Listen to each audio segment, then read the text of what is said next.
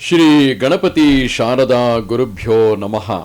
ಶ್ರೋತೃಗಳಿಗೆ ಅಂತಾರಾಷ್ಟ್ರೀಯ ಕೃಷ್ಣ ಪ್ರಜ್ಞಾ ಸಂಘದ ಸಂಸ್ಥಾಪಕರು ಮತ್ತು ಆಚಾರ್ಯರಾದ ಶ್ರೀಮದ್ ಎ.ಸಿ. ಭಕ್ತಿ ವೇದಾಂತ ಸ್ವಾಮಿ ಪ್ರಭುಪಾದರವರ ಕೃತಿ ಭಗವದ್ಗೀತಾ ಯಥಾರೂಪದ ಪ್ರಾರಂಭದ ಪ್ರಸ್ತಾವನೆಯಲ್ಲಿ ಅವರು ನುಡಿದಿರುವ ಕೆಲವು ವಿಚಾರಗಳ ಶ್ರವಣಕ್ಕೆ ಸ್ವಾಗತ. ಓಂ ಅಜ್ಞಾನತಿಮಿರಾಂಧಸ್ಯ ಜ್ಞಾನಾಂಜನ ಶಲಾಕಯ ಚಕ್ಷುರುನ್ಮೀಲಿತಂ ಯೇನ ತಸ್ಮೈ ಶ್ರೀ ಗುರವೇ ನಮಃ.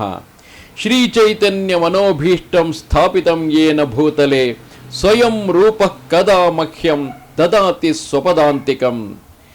ನಾನು ಅಜ್ಞಾನದ ಗಾಢಾಂಧಕಾರದಲ್ಲಿ ಹುಟ್ಟಿದೆ. ನನ್ನ ಗುರುವು ಜ್ಞಾನದ ದೀವಟಿಗೆಯಿಂದ ನನ್ನ ಕಣ್ಣುಗಳನ್ನು ತೆರೆಸಿದರು.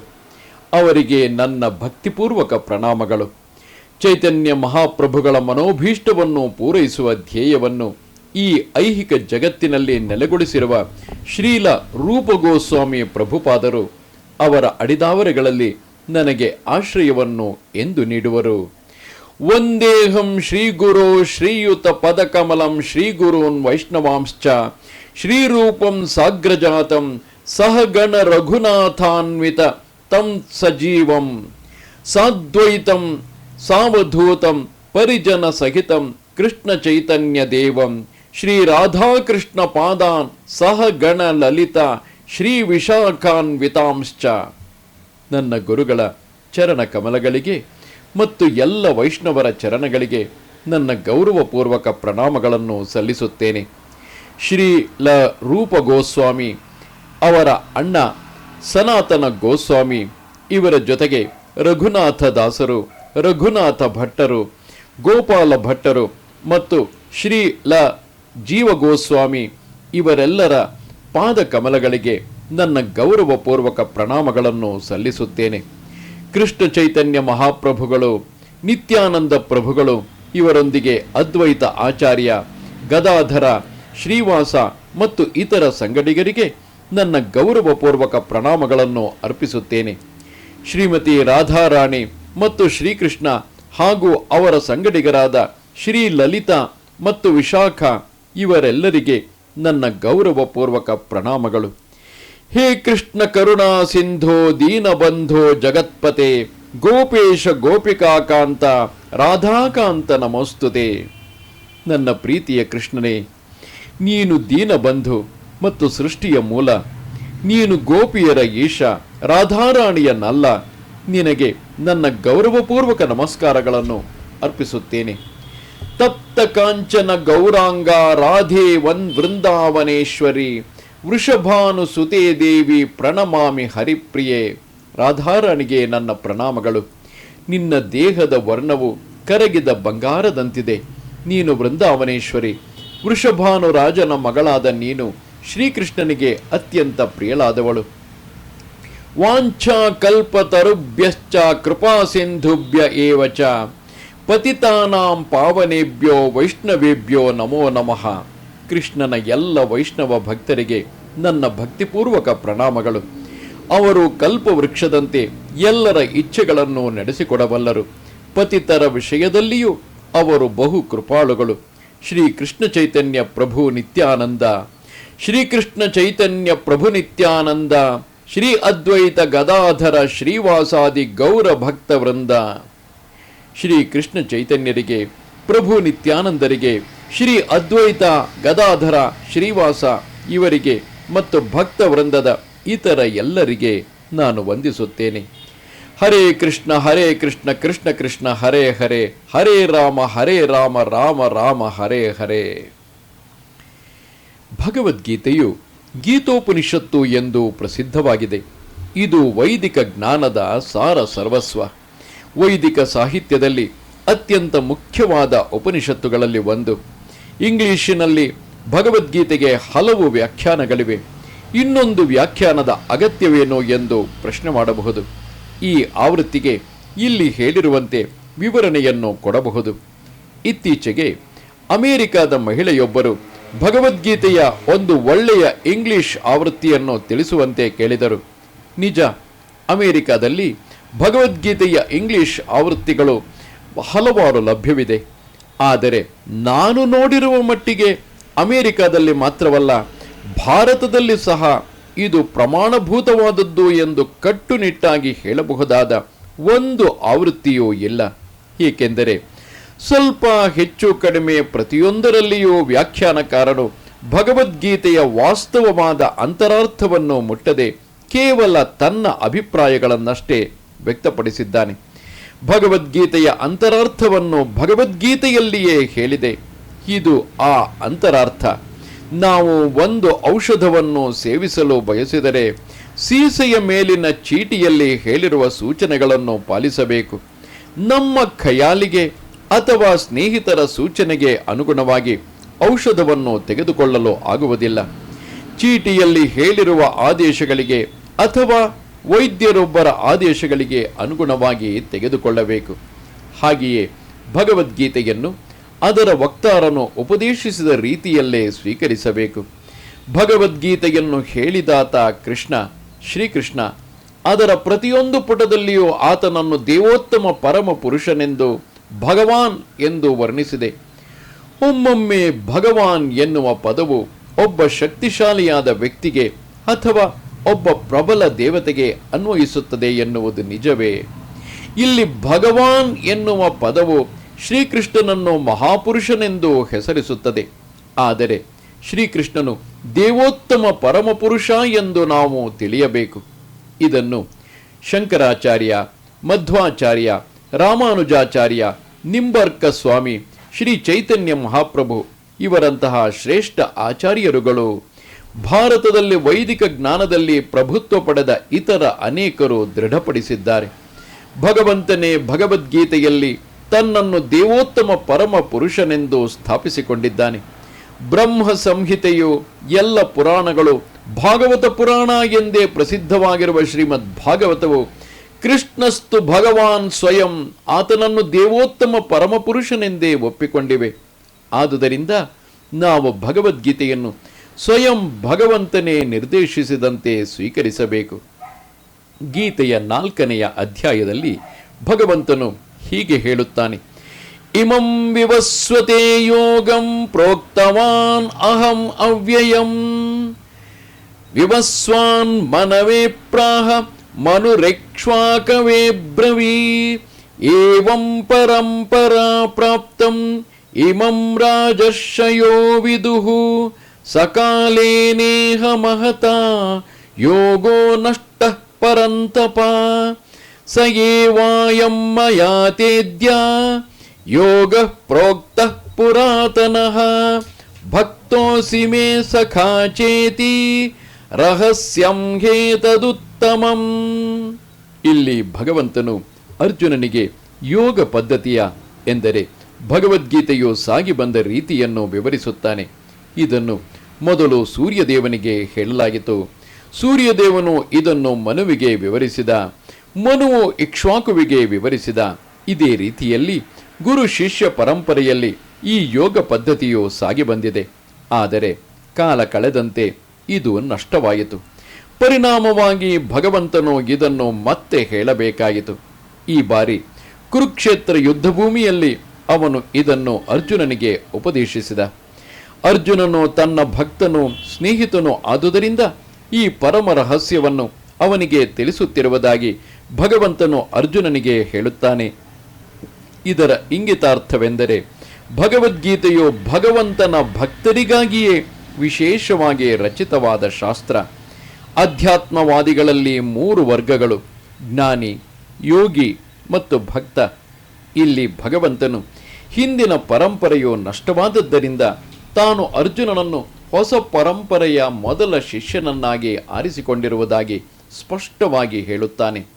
ಸೂರ್ಯದೇವನಿಂದ ಇತರರಿಗೆ ಸಾಗಿ ಬರುತ್ತಿದ್ದ ಚಿಂತನ ಮಾರ್ಗದಲ್ಲಿ ಇನ್ನೊಂದು ಪರಂಪರೆಯನ್ನು ಸ್ಥಾಪಿಸುವುದು ಭಗವಂತನ ಇಚ್ಛೆಯಾಗಿತ್ತು. ಅರ್ಜುನನು ಮತ್ತೆ ಹೊಸದಾಗಿ ತನ್ನ ಉಪದೇಶದ ಪ್ರಸಾರ ಮಾಡಬೇಕು ಎಂದು ಅವನ ಅಪೇಕ್ಷೆಯಾಗಿತ್ತು. ಭಗವದ್ಗೀತೆಯ ತಿಳುವಳಿಕೆಯಲ್ಲಿ ಅರ್ಜುನನು ಅಧಿಕಾರಿಯಾಗಬೇಕೆಂದು ಆತನ ಇಚ್ಛೆಯಾಗಿತ್ತು. ಅರ್ಜುನನು ಭಗವಂತನ ಭಕ್ತನಾಗಿದ್ದ, ಶ್ರೀಕೃಷ್ಣನ ನೇರವಾದ ಶಿಷ್ಯನಾಗಿದ್ದ ಮತ್ತು ಅವನ ಆತ್ಮೀಯ ಗೆಳೆಯನಾಗಿದ್ದ. ಈ ವಿಶೇಷ ಕಾರಣಕ್ಕಾಗಿ ಅರ್ಜುನನಿಗೆ ಭಗವದ್ಗೀತೆಯ ಉಪದೇಶವಾಯಿತು ಎನ್ನುವುದನ್ನು ನೋಡುತ್ತೇವೆ.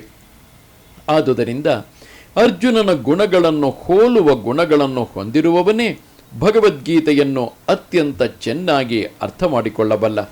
ಎಂದರೆ ಆತನು ಭಗವಂತನೊಡನೆ ನೇರ ಸಂಬಂಧವನ್ನು ಪಡೆದ ಭಕ್ತನಾಗಿರಬೇಕು. ಯಾವುದೇ ಮನುಷ್ಯನು ಭಗವಂತನ ಭಕ್ತನಾಗುತ್ತಲೇ ಆತನಿಗೆ ಭಗವಂತನೊಡನೆ ನೇರವಾದ ಸಂಬಂಧವಾಗುತ್ತದೆ. ಇದು ಬಹು ವಿಸ್ತಾರವಾದ ವಿಷಯ. ಇದನ್ನು ಸಂಗ್ರಹವಾಗಿ ಹೀಗೆ ಹೇಳಬಹುದು. ಭಕ್ತನು ದೇವೋತ್ತಮ ಪರಮ ಪುರುಷನೊಡನೆ 5 ರೀತಿಗಳಲ್ಲಿ ಯಾವುದಾದರೊಂದು ಬಗೆಯಲ್ಲಿ ಸಂಬಂಧವನ್ನು ಪಡೆಯಬಹುದು. ನಿಷ್ಕ್ರಿಯ ಸ್ಥಿತಿಯಲ್ಲಿ ಭಕ್ತನಾಗಿರಬಹುದು, ಕ್ರಿಯಾಶೀಲ ರೀತಿಯಲ್ಲಿ ಭಕ್ತನಾಗಿರಬಹುದು, ಗೆಳೆಯನಾಗಿ ಭಕ್ತನಾಗಿರಬಹುದು, ತಂದೆ ಅಥವಾ ತಾಯಿಯಾಗಿ ಭಕ್ತನಾಗಿರಬಹುದು, ಮಧುರ ಪ್ರೇಮಿಯಾಗಿ ಭಕ್ತನಾಗಿರಬಹುದು. ಅರ್ಜುನನು ಕೃಷ್ಣನೊಂದಿಗೆ ಗೆಳೆತನದ ಸಂಬಂಧವನ್ನು ಹೊಂದಿದ್ದ ನಿಜ. ಈ ಗೆಳೆತನಕ್ಕೂ ಪ್ರಾಪಂಚಿಕ ಜಗತ್ತಿನಲ್ಲಿ ಕಾಣುವ ಗೆಳೆತನಕ್ಕೂ ಅಜಗಜಾಂತರ ವ್ಯತ್ಯಾಸವಿದೆ. ಇದು ಅಲೌಕಿಕ ಸ್ನೇಹ, ಎಲ್ಲರಿಗೂ ಲಭ್ಯವಾಗುವಂತಹುದಲ್ಲ. ನಿಜ, ಪ್ರತಿಯೊಬ್ಬನೂ ಭಗವಂತನೊಡನೆ ಒಂದು ವಿಶಿಷ್ಟ ಸಂಬಂಧವನ್ನು ಹೊಂದಿರುತ್ತಾನೆ. ಭಕ್ತಿ ಸೇವೆಯ ಪರಿಪೂರ್ಣತೆಯು ಈ ಸಂಬಂಧವನ್ನು ಪ್ರಚೋದಿಸುತ್ತದೆ. ನಮ್ಮ ಬದುಕಿನ ಇಂದಿನ ಸ್ಥಿತಿಯಲ್ಲಿ ನಾವು ಭಗವಂತನನ್ನು ಮರೆತಿದ್ದೇವೆ. ಅಷ್ಟೇ ಅಲ್ಲ, ಭಗವಂತನೊಡನೆ ನಮ್ಮ ನಿರಂತರವಾದ ಸಂಬಂಧವನ್ನು ಮರೆತಿದ್ದೇವೆ. ಕೋಟ್ಯಾನುಕೋಟಿ ಜೀವಿಗಳಲ್ಲಿ ಪ್ರತಿಯೊಂದು ಜೀವಿಗೂ ಭಗವಂತನೊಡನೆ ಒಂದು ನಿರಂತರವಾದ ವಿಶಿಷ್ಟ ಸಂಬಂಧವಿರುತ್ತದೆ. ಇದಕ್ಕೆ ಸ್ವರೂಪ ಎಂದು ಹೆಸರು. ಭಕ್ತಿ ಸೇವೆಯಿಂದ ಸ್ವರೂಪವನ್ನು ಮತ್ತೆ ಪಡೆಯಬಹುದು. ಈ ಘಟ್ಟಕ್ಕೆ ಸ್ವರೂಪ ಸಿದ್ಧಿ ಎಂದು ಹೆಸರು. ಅರ್ಜುನನು ಭಕ್ತನಾಗಿದ್ದ, ಭಗವಂತನೊಂದಿಗೆ ಸಖ್ಯ ಸಂಬಂಧವನ್ನು ಹೊಂದಿದ್ದ. ಅರ್ಜುನನು ಭಗವದ್ಗೀತೆಯನ್ನು ಹೇಗೆ ಸ್ವೀಕರಿಸಿದ ಎನ್ನುವುದನ್ನು ಗಮನಿಸಬೇಕು. ಅದನ್ನು 10ನೆಯ ಅಧ್ಯಾಯದಲ್ಲಿ ಹೇಳಿದೆ. ಅರ್ಜುನ ಉವಾಚ ಪರಂ ಬ್ರಹ್ಮ ಪರಂ ಧಾಮ ಪವಿತ್ರಂ ಪರಮಂ ಭವಾಂ ಪುರುಷಂ ಶಾಶ್ವತಂ ದಿವ್ಯಂ ಆದಿದೇವಂ ಅಜಂ ವಿಭುಂ ಆಹುಸ್ತ್ವಾಂ ಋಷಯಃ ಸರ್ವೇ ದೇವರ್ಷಿರ್ನಾರದಸ್ತಥಾ ಅಸಿತೋ ದೇವಲೋ ವ್ಯಾಸಃ ಸ್ವಯಂ ಚೈವ ಬ್ರವೀಷಿ ಮೇ ಸರ್ವಂ ಏತದ್ಧೃತಂ ಮನ್ಯೇ ಯನ್ಮಾಂ ವದಸಿ ಕೇಶವ ನಹಿ ತೇ ಭಗವನ್ ವ್ಯಕ್ತಿಂ ವಿದುರ್ದೇವಾನದಾನವಃ. ಅರ್ಜುನನು ಹೇಳಿದ, ನೀನು ದೇವೋತ್ತಮ ಪರಮ ಪುರುಷ, ಪರಂಧಾಮ, ಪವಿತ್ರ, ಪರಿಪೂರ್ಣ ಸತ್ಯ. ನೀನು ನಿತ್ಯನು, ದಿವ್ಯನು, ಆದಿಪುರುಷನು. ನಿನಗೆ ಹುಟ್ಟಿಲ್ಲ. ನೀನೇ ಅತ್ಯಂತ ಶ್ರೇಷ್ಠನು. ನಾರದ, ಅಸಿತ, ದೇವಲ ಮತ್ತು ವ್ಯಾಸರಂತಹ ಮಹರ್ಷಿಗಳು ನಿನ್ನ ವಿಷಯದಲ್ಲಿ ಈ ಸತ್ಯವನ್ನು ದೃಢಪಡಿಸುತ್ತಾರೆ. ಈಗ ನೀನೇ ಇದನ್ನು ನನಗೆ ಹೇಳುತ್ತಿದ್ದೀಯೇ ಕೃಷ್ಣ. ನೀನು ನನಗೆ ಹೇಳುವುದನ್ನೆಲ್ಲ ಸತ್ಯವೆಂದು ಸಂಪೂರ್ಣವಾಗಿ ಒಪ್ಪಿಕೊಳ್ಳುತ್ತೇನೆ. ಪ್ರಭುವೇ, ದೇವತೆಗಳಾಗಲಿ ದಾನವರಾಗಲಿ ನಿನ್ನ ವ್ಯಕ್ತಿತ್ವವನ್ನು ಅರ್ಥ ಮಾಡಿಕೊಳ್ಳಲಾರರು. ದೇವೋತ್ತಮ ಪರಮ ಪುರುಷನಿಂದ ಭಗವದ್ಗೀತೆಯನ್ನು ಆಲಿಸಿದ ನಂತರ ಅರ್ಜುನನು ಕೃಷ್ಣನನ್ನು ಪರಬ್ರಹ್ಮ ಎಂದು ಸ್ವೀಕರಿಸಿದನು. ಪ್ರತಿಯೊಂದು ಜೀವಿಯು ಬ್ರಹ್ಮನ್ ಅಂದರೆ ದೇವೋತ್ತಮ ಪರಮ ಪುರುಷನು ಪರಬ್ರಹ್ಮನು. ಪರಂಧಾಮ ಎಂದರೆ ಅವನು ಎಲ್ಲದರ ಕಟ್ಟ ಕಡೆಯ ಆಶ್ರಯ. ಪವಿತ್ರಂ ಎಂದರೆ ಆತನು ಪರಿಶುದ್ಧ, ಐಹಿಕದ ಸೋಂಕಿಲ್ಲದವನು. ಪುರುಷಂ ಎಂದರೆ ಪರಮ ಭೋಕ್ತಾರನು. ಶಾಶ್ವತಂ ಎಂದರೆ ಮೂಲನಾದವನು. ದಿವ್ಯಂ ಎಂದರೆ ಅಲೌಕಿಕನಾದವನು. ಆದಿದೇವಂ ಎಂದರೆ ದೇವೋತ್ತಮ ಪರಮ ಪುರುಷ. ಅಜಂ ಎಂದರೆ ಜನನವಿಲ್ಲದವನು. ವಿಭುಂ ಎಂದರೆ ಸರ್ವೋತ್ತಮನು. ಕೃಷ್ಣನು ಅರ್ಜುನನ ಗೆಳೆಯನಾದದ್ದರಿಂದ ಅರ್ಜುನನು ಅವನನ್ನು ಹೊಗಳಲು ಇದನ್ನೆಲ್ಲ ಹೇಳಿದ ಎಂದು ಯಾರಾದರೂ ಭಾವಿಸಬಹುದು. ಆದರೆ ಭಗವದ್ಗೀತೆಯನ್ನು ಓದುವವರ ಮನಸ್ಸಿನಲ್ಲಿ ಮೂಡಬಹುದಾದ ಈ ಬಗೆಯ ಸಂದೇಹವನ್ನು ಹೊಡೆದೋಡಿಸಲು ಅರ್ಜುನ ಈ ಪ್ರಶಂಸೆಯನ್ನು ಮುಂದಿನ ಶ್ಲೋಕದಲ್ಲಿ ಸಮರ್ಥಿಸಿಕೊಳ್ಳುತ್ತಾನೆ. ಕೃಷ್ಣನನ್ನು ದೇವೋತ್ತಮ ಪರಮಪುರುಷನೆಂದು ತಾನು ಮಾತ್ರವಲ್ಲದೆ ನಾರದ, ಅಸಿತ, ದೇವಲ ಮತ್ತು ವ್ಯಾಸದೇವರಂತಹ ಅಧಿಕೃತರು ಒಪ್ಪುತ್ತಾರೆ ಎಂದು ಹೇಳುತ್ತಾನೆ. ಇವರು ಎಲ್ಲ ಆಚಾರ್ಯರು ಸ್ವೀಕರಿಸಿದ ರೀತಿಯಲ್ಲಿ ವೈದಿಕ ಜ್ಞಾನವನ್ನು ಹಂಚಿಕೊಡುವ ಮಹಾನ್ ವ್ಯಕ್ತಿಗಳು. ಆದುದರಿಂದ ಅರ್ಜುನನು ಕೃಷ್ಣನಿಗೆ ಆತನು ಅಂದರೆ ಕೃಷ್ಣನು ಹೇಳಿದುದೆಲ್ಲ ಪರಿಪೂರ್ಣ ಎಂದು ತಾನು ಸ್ವೀಕರಿಸುವುದಾಗಿ ಹೇಳುತ್ತಾನೆ. ಸರ್ವಂ ಏತದ್ಧೃತಂ ಮನ್ಯೆ, ನೀನು ಹೇಳುವುದನ್ನೆಲ್ಲ ನಾನು ಸತ್ಯವೆಂದು ಸ್ವೀಕರಿಸುತ್ತೇನೆ. ಭಗವಂತನ ವ್ಯಕ್ತಿತ್ವವನ್ನು ಅರ್ಥ ಮಾಡಿಕೊಳ್ಳುವುದು ಬಹಳ ಕಷ್ಟ. ಮಹಾನ್ ದೇವತೆಗಳೂ ಸಹ ಅವನನ್ನು ತಿಳಿಯಲಾರರು ಎಂದು ಅರ್ಜುನನು ಹೇಳುತ್ತಾನೆ. ಮನುಷ್ಯನಿಗಿಂತ ಶ್ರೇಷ್ಠರಾದವರು ಸಹ ಭಗವಂತನನ್ನು ತಿಳಿಯಲಾರರು ಎಂದು ಇದರ ಅರ್ಥ. ಹಾಗಿರುವಾಗ ಮನುಷ್ಯ ಮಾತ್ರದವನು ಭಗವಾನ್ ಶ್ರೀಕೃಷ್ಣನ ಭಕ್ತನಾಗದೆ ಅವನನ್ನು ಅರ್ಥ ಮಾಡಿಕೊಳ್ಳಲು ಹೇಗೆ ಸಾಧ್ಯ? ಆದುದರಿಂದ ಭಗವದ್ಗೀತೆಯನ್ನು ಭಕ್ತಿ ಭಾವದಿಂದ ಸ್ವೀಕರಿಸಬೇಕು. ಯಾರೇ ಆಗಲಿ ತಾನು ಶ್ರೀಕೃಷ್ಣನಿಗೆ ಸಮಾನ ಎಂದಾಗಲಿ, ಅಥವಾ ಕೃಷ್ಣನು ಸಾಮಾನ್ಯ ವ್ಯಕ್ತಿ ಎಂದಾಗಲಿ, ಅಥವಾ ಕೃಷ್ಣನು ಬಹುಶ್ರೇಷ್ಠ ವ್ಯಕ್ತಿ ಎಂದಾಗಲಿ ಯೋಚಿಸಬಾರದು. ಭಗವಾನ್ ಶ್ರೀಕೃಷ್ಣನು ದೇವೋತ್ತಮ ಪರಮ ಪುರುಷನು. ಭಗವದ್ಗೀತೆಯಲ್ಲಿ ಹೇಳಿರುವಂತೆ ಅಥವಾ ಭಗವದ್ಗೀತೆಯನ್ನು ಅರ್ಥ ಮಾಡಿಕೊಳ್ಳಲು ಪ್ರಯತ್ನಿಸುತ್ತಿರುವ ಅರ್ಜುನನು ಹೇಳುವಂತೆ ನಾವು ತಾತ್ವಿಕವಾಗಿಯಾದರೂ ಶ್ರೀಕೃಷ್ಣನನ್ನು ದೇವೋತ್ತಮ ಪರಮ ಪುರುಷನೆಂದು ಅಂಗೀಕರಿಸಬೇಕು. ಆ ವಿನೀತ ಭಾವದಿಂದ ಮಾತ್ರ ನಾವು ಭಗವದ್ಗೀತೆಯನ್ನು ಅರ್ಥ ಮಾಡಿಕೊಳ್ಳಬಹುದು. ಭಗವದ್ಗೀತೆಯನ್ನು ವಿನಯ ಭಾವದಿಂದ ಓದದಿದ್ದರೆ ಅದನ್ನು ಅರ್ಥ ಮಾಡಿಕೊಳ್ಳುವುದು ಕಷ್ಟ. ಏಕೆಂದರೆ ಅದೊಂದು ಮಹಾರಹಸ್ಯ. ಭಗವದ್ಗೀತೆ ಎಂದರೇನು? ಭಗವದ್ಗೀತೆಯ ಗುರಿಯು ಮಾನವ ಕುಲವನ್ನು ಐಹಿಕ ಅಸ್ತಿತ್ವದ ಅಜ್ಞಾನದಿಂದ ಉದ್ಧರಿಸುವುದು. ಕುರುಕ್ಷೇತ್ರ ಯುದ್ಧದಲ್ಲಿ ಹೋರಾಡಬೇಕಾಗಿ ಬಂದು ಅರ್ಜುನನು ಕಷ್ಟದಲ್ಲಿದ್ದಂತೆ ಪ್ರತಿಯೊಬ್ಬನೂ ಹಲವಾರು ಬಗೆಯ ಕಷ್ಟದಲ್ಲಿರುತ್ತಾನೆ. ಅರ್ಜುನನು ಕೃಷ್ಣನಿಗೆ ಶರಣಾಗತನಾದನು. ಇದರಿಂದಾಗಿ ಗೀತೆಯ ಉಪದೇಶವಾಯಿತು. ಅರ್ಜುನನು ಮಾತ್ರವೇ ಅಲ್ಲ, ನಮ್ಮಲ್ಲಿ ಪ್ರತಿಯೊಬ್ಬನೂ ಐಹಿಕ ಅಸ್ತಿತ್ವದಿಂದಾಗಿ ಆತಂಕದಿಂದ ತುಂಬಿ ಹೋಗಿರುತ್ತಾನೆ. ನಮ್ಮ ಅಸ್ತಿತ್ವವೇ ಅಸ್ತಿತ್ವರಹಿತ ವಾತಾವರಣದಲ್ಲಿದೆ. ವಾಸ್ತವವಾಗಿ ಅಸ್ತಿತ್ವ ರಾಹಿತ್ಯದ ಭಯ ನಮಗಿರಬಾರದು. ನಮ್ಮ ಅಸ್ತಿತ್ವವು ನಿತ್ಯವಾದದ್ದು. ಆದರೆ ಹೇಗೋ ಏನೋ ನಾವು ಅಸತ್ತಿನಲ್ಲಿ ಸಿಕ್ಕಿಕೊಂಡಿದ್ದೇವೆ. ಅಸತ್ ಎಂದರೆ ಯಾವುದು ಅಸ್ತಿತ್ವದಲ್ಲಿ ಇಲ್ಲವೋ ಅದು. ಕಷ್ಟದಲ್ಲಿರುವ ಅಸಂಖ್ಯಾತ ಮನುಷ್ಯರಲ್ಲಿ ತಮ್ಮ ಸ್ಥಿತಿಯನ್ನು ಕುರಿತು ಪ್ರಶ್ನಿಸುವವರು ಕೆಲವರಿದ್ದಾರೆ. ತಾವು ಯಾರು? ತಾವು ಈ ತೊಡಕಿನ ಸ್ಥಿತಿಯಲ್ಲಿ ಇರುವುದಕ್ಕೆ ಕಾರಣವೇನು ಮುಂತಾಗಿ ಕೇಳಿಕೊಳ್ಳುತ್ತಾರೆ. ವ್ಯಕ್ತಿಯು ಸಂಕಟವನ್ನು ಕುರಿತು ಪ್ರಶ್ನೆ ಮಾಡುವ ಈ ಸ್ಥಿತಿಗೆ ಬರದಿದ್ದರೆ ಸಂಕಟ ಬೇಡ, ಆದರೆ ಎಲ್ಲ ಸಂಕಟಕ್ಕೆ ಪರಿಹಾರ ಬೇಕು ಎಂಬುದನ್ನು ಅರಿತುಕೊಳ್ಳದಿದ್ದರೆ ಅವನನ್ನು ಪರಿಪೂರ್ಣ ಮನುಷ್ಯ ಎಂದು ಪರಿಗಣಿಸಲಾಗುವುದಿಲ್ಲ. ಇಂತಹ ಪ್ರಶ್ನೆಯು ಮನಸ್ಸಿನಲ್ಲಿ ಜಾಗೃತವಾದಾಗ ಮನುಕುಲ ಪ್ರಾರಂಭವಾಗುತ್ತದೆ. ಬ್ರಹ್ಮಸೂತ್ರದಲ್ಲಿ ಈ ಪ್ರಶ್ನೆಯ ಪ್ರಕ್ರಿಯೆಯನ್ನು ಬ್ರಹ್ಮ ಜಿಜ್ಞಾಸ ಎಂದು ಕರೆದಿದ್ದಾರೆ. ಅಥಾತೋ ಬ್ರಹ್ಮ ಜಿಜ್ಞಾಸ. ಪರಾತ್ಪರದ ಸ್ವರೂಪವನ್ನು ಕುರಿತು ಮನುಷ್ಯನು ಪ್ರಶ್ನೆ ಮಾಡದಿದ್ದರೆ ಅವನ ಎಲ್ಲ ಬಗೆಯ ಕ್ರಿಯೆಗಳನ್ನು ವಿಫಲವೆಂದೇ ಭಾವಿಸಬೇಕಾಗುತ್ತದೆ. ಆದುದರಿಂದ ತಾವು ಸಂಕಟಕ್ಕೆ ಒಳಗಾಗುವುದೇಕೆ? ತಾವು ಎಲ್ಲಿಂದ ಬಂದಿದ್ದೇವೆ? ಸತ್ತ ನಂತರ ತಾವು ಹೋಗುವುದೆಲ್ಲಿಗೆ ಎಂದೆಲ್ಲ ಪ್ರಶ್ನಿಸುವವರು ಭಗವದ್ಗೀತೆಯನ್ನು ಅರ್ಥ ಮಾಡಿಕೊಳ್ಳಬಲ್ಲ ಯೋಗ್ಯ ವಿದ್ಯಾರ್ಥಿಗಳು. ಪ್ರಾಮಾಣಿಕ ವಿದ್ಯಾರ್ಥಿಗೆ ದೇವೋತ್ತಮ ಪರಮ ಪುರುಷನಲ್ಲಿ ದೃಢವಾದ ಗೌರವ ಇರಬೇಕು. ಅರ್ಜುನನು ಇಂತಹ ವಿದ್ಯಾರ್ಥಿ. ಮನುಷ್ಯನು ಬದುಕಿನ ನಿಜವಾದ ಉದ್ದೇಶವನ್ನು ಮರೆತಾಗ ಅದನ್ನು ಮತ್ತೆ ಸ್ಥಾಪಿಸುವ ಸ್ಪಷ್ಟ ಕಾರಣಕ್ಕಾಗಿಯೇ ಕೃಷ್ಣನು ಇಳಿದು ಬರುತ್ತಾನೆ. ಆಗಲೂ ಸಹ ಜಾಗೃತರಾಗುವ ಅಸಂಖ್ಯಾತ ಮನುಷ್ಯರಲ್ಲಿ ತನ್ನ ಸ್ಥಿತಿಯನ್ನು ಅರ್ಥ ಮಾಡಿಕೊಳ್ಳುವ ಮನೋಧರ್ಮದವನು ಒಬ್ಬನಿರಬಹುದು. ಭಗವದ್ಗೀತೆಯನ್ನು ಹೇಳಿರುವುದು ಅವನಿಗಾಗಿ. ವಾಸ್ತವವಾಗಿ ಅಜ್ಞಾನದ ವ್ಯಾಘ್ರಿಣಿ ನಮ್ಮನ್ನೆಲ್ಲ ನುಂಗಿ ಹಾಕಿದ್ದಾಳೆ. ಆದರೆ ಭಗವಂತನಿಗೆ ಜೀವಿಗಳಲ್ಲಿ, ಅದರಲ್ಲಿಯೂ ಮನುಷ್ಯರಲ್ಲಿ ಅಪಾರ ಕರುಣೆ. ಈ ಉದ್ದೇಶದಿಂದಲೇ ಭಗವಂತನ ಗೆಳೆಯನಾದ ಅರ್ಜುನನನ್ನು ತನ್ನ ಶಿಷ್ಯನನ್ನಾಗಿ ಮಾಡಿಕೊಂಡು ಭಗವದ್ಗೀತೆಯನ್ನು ಭಗವಂತನು ಬೋಧಿಸಿದ. ಶ್ರೀಕೃಷ್ಣನ ಸಂಗಾತಿಯಾಗಿ ಅರ್ಜುನನು ಎಲ್ಲ ಅಜ್ಞಾನವನ್ನು ಮೀರಿದ್ದವನು. ಆದರೆ ಕುರುಕ್ಷೇತ್ರದ ರಣಭೂಮಿಯಲ್ಲಿ ಆತನಿಗೆ ಅಜ್ಞಾನ ಕವಿಯಿತು.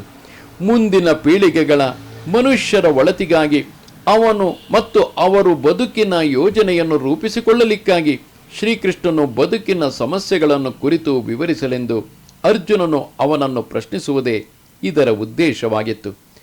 ಆಗ ಜನರು ಅದರಂತೆಯೇ ನಡೆದು ಮಾನವ ಜೀವನದ ಧ್ಯೇಯವನ್ನು ಪರಿಪೂರ್ಣಗೊಳಿಸಿಕೊಳ್ಳಬಹುದು. ಭಗವದ್ಗೀತೆಯ ವಸ್ತುವು 5 ಮೂಲ ಸತ್ಯಗಳ ಅರಿವನ್ನು ಒಳಗೊಳ್ಳುತ್ತದೆ. ಮೊದಲನೆಯದಾಗಿ ಭಗವದ್ ವಿಜ್ಞಾನವನ್ನು ವಿವರಿಸಿ ಅನಂತರ ಜೀವಿಗಳ ಸಹಜ ಸ್ವರೂಪವನ್ನು ವಿವರಿಸಿದೆ. ಸರ್ವನಿಯಾಮಕನಾದ ಈಶ್ವರನಿದ್ದಾನೆ, ನಿಯಮಕ್ಕೊಳಗಾಗುವ ಜೀವಿಗಳಿದ್ದಾರೆ. ತಾನು ನಿಯಮಕ್ಕೆ ಒಳಪಟ್ಟಿಲ್ಲ, ಸ್ವತಂತ್ರನು ಎಂದು ಯಾವ ಜೀವಿಯಾದರೂ ಹೇಳಿದರೆ ಅವನು ಹುಚ್ಚನೇ ಸರಿ. ಜೀವಿಯ ಬದ್ಧ ಬದುಕಿನಲ್ಲಂತೂ ಆತನು ಎಲ್ಲ ರೀತಿಗಳಲ್ಲೂ ನಿಯಂತ್ರಣಕ್ಕೆ ಒಳಪಟ್ಟಿರುತ್ತಾನೆ. ಭಗವದ್ಗೀತೆಯ ವಸ್ತು ಪರಮ ನಿಯಾಮಕನಾದ ಈಶ್ವರ ಮತ್ತು ನಿಯಮಕ್ಕೊಳಪಟ್ಟ ಜೀವಿಗಳು, ಪ್ರಕೃತಿ ಅಂದರೆ ಐಹಿಕ ನಿಸರ್ಗ ಮತ್ತು ಕಾಲ ಅಂದರೆ ಇಡೀ ವಿಶ್ವದ ಅಸ್ತಿತ್ವದ ಮತ್ತು ಐಹಿಕ ನಿಸರ್ಗದ ಕಾಲಾವಧಿ ಮತ್ತು ಕರ್ಮ ಇವುಗಳನ್ನು ಚರ್ಚಿಸಲಾಗಿದೆ. ಅಂದರೆ ಇಲ್ಲಿ ಈಶ್ವರ ಮತ್ತು ನಿಯಮಕ್ಕೊಳಪಟ್ಟ ಜೀವಿಗಳು, ಪ್ರಕೃತಿ, ಕಾಲ, ಕರ್ಮ ಇವುಗಳನ್ನು ಚರ್ಚಿಸಲಾಗಿದೆ. ವಿಶ್ವ ಸೃಷ್ಟಿಯು ವಿಧ ವಿಧವಾದ ಕರ್ಮಗಳಿಂದ ತುಂಬಿದೆ. ಎಲ್ಲ ಜೀವಿಗಳು ವಿವಿಧ ಕರ್ಮಗಳಲ್ಲಿ ತೊಡಗಿದ್ದಾರೆ. ದೇವರು ಎಂದರೇನು? ಜೀವಾತ್ಮರು ಯಾರು? ಪ್ರಕೃತಿ ಎಂದರೇನು? ವಿಶ್ವ ಸೃಷ್ಟಿ ಎಂದರೇನು? ಇದನ್ನು ಕಾಲವು ಹೇಗೆ ನಿಯಂತ್ರಿಸುತ್ತದೆ ಮತ್ತು ಜೀವಿಗಳ ಕರ್ಮಗಳು ಯಾವುವು ಎಂದು ಭಗವದ್ಗೀತೆಯಿಂದ ನಾವು ಕಲಿಯಬೇಕು. ಭಗವದ್ಗೀತೆಯ 5 ಮೂಲ ವಿಷಯಗಳಲ್ಲಿ ಪರಮ ಪುರುಷನು ಅಥವಾ ಕೃಷ್ಣನು ಅಥವಾ ಬ್ರಹ್ಮನ್ ಅಥವಾ ಪರಮ ನಿಯಾಮಕನು ಅಥವಾ ಪರಮಾತ್ಮನು, ಹೀಗೆ ನೀವು ಯಾವ ಹೆಸರನ್ನಾದರೂ ಬಳಸಬಹುದು, ಪರಮಶ್ರೇಷ್ಠನು ಎಂದು ಸಿದ್ಧವಾಗಿದೆ. ಜೀವಿಗಳು ಗುಣದಲ್ಲಿ ಪರಮನಿಯಾಮಕನನ್ನು ಹೋಲುತ್ತಾರೆ.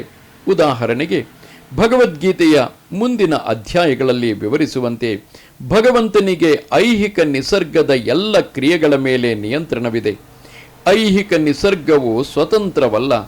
ಪ್ರಕೃತಿ ದೇವಿಯು ಭಗವಂತನ ನಿರ್ದೇಶನಕ್ಕೆ ವಿಧೇಯಳು. ಶ್ರೀಕೃಷ್ಣನು ಹೇಳುವಂತೆ, ಮಯಾಧ್ಯಕ್ಷೇಣ ಪ್ರಕೃತಿ ಸೂಯತೆ ಸ ಚರಾಚರಂ. ಈ ಐಹಿಕ ಪ್ರಕೃತಿಯು ನನ್ನ ಮಾರ್ಗದರ್ಶನದಲ್ಲಿ ಕೆಲಸ ಮಾಡುತ್ತದೆ. ವಿಶ್ವದಲ್ಲಿ ಅನೇಕ ಅದ್ಭುತಗಳು ಜರುಗಿದಾಗ ಈ ವಿಶ್ವ ಸೃಷ್ಟಿಯ ಹಿಂದೆ ನಿಯಾಮಕನೊಬ್ಬನಿದ್ದಾನೆ ಎಂದು ನಾವು ತಿಳಿಯಬೇಕು. ನಿಯಂತ್ರಣವಿಲ್ಲದೆ ಅಭಿವ್ಯಕ್ತಿಯೇ ಇಲ್ಲ.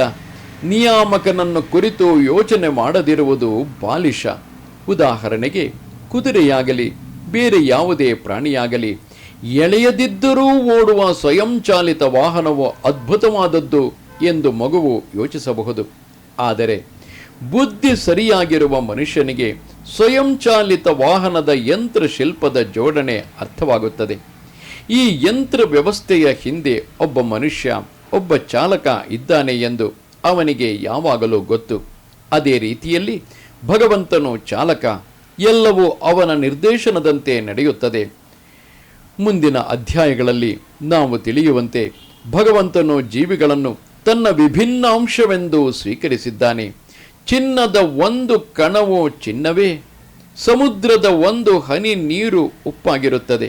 ಇದೇ ರೀತಿಯಲ್ಲಿ ಪರಮ ನಿಯಾಮಕನಾದ ಈಶ್ವರನ ಅಥವಾ ಭಗವಂತನ ಶ್ರೀಕೃಷ್ಣನ ವಿಭಿನ್ನಾಂಶವಾಗಿರುವ ನಾವು ಬಹು ಸಣ್ಣ ಈಶ್ವರರು, ಅಧೀನ ಈಶ್ವರರು.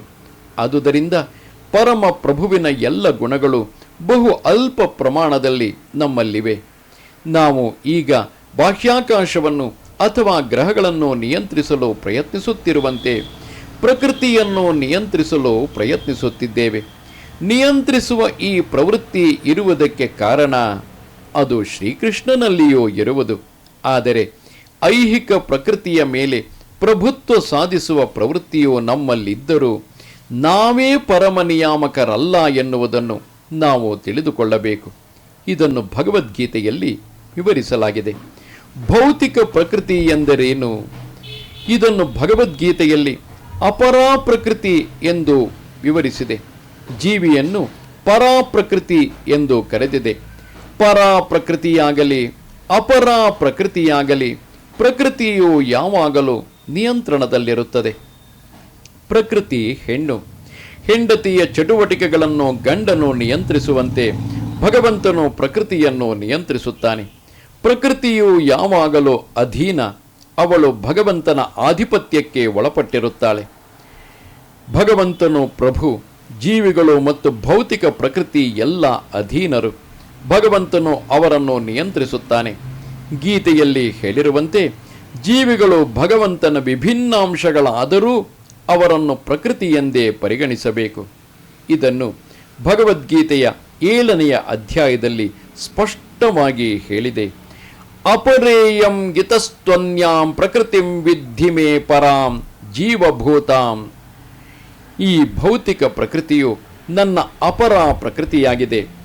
ಆದರೆ ಇದರಾಚೆ ಇನ್ನೊಂದು ಪ್ರಕೃತಿ ಇದೆ. ಜೀವಭೂತಾಂ ಅಂದರೆ ಜೀವಿಗಳು. ಐಹಿಕ ಪ್ರಕೃತಿಯೇ 3 ಗುಣಗಳಿಂದ ನಿರ್ಮಾಣವಾಗಿದೆ. ಆ ಗುಣಗಳು ಸಾತ್ವಿಕ, ರಾಜಸ ಮತ್ತು ತಾಮಸ. ಇವುಗಳ ಮೇಲೆ ಸನಾತನ ಕಾಲವಿದೆ.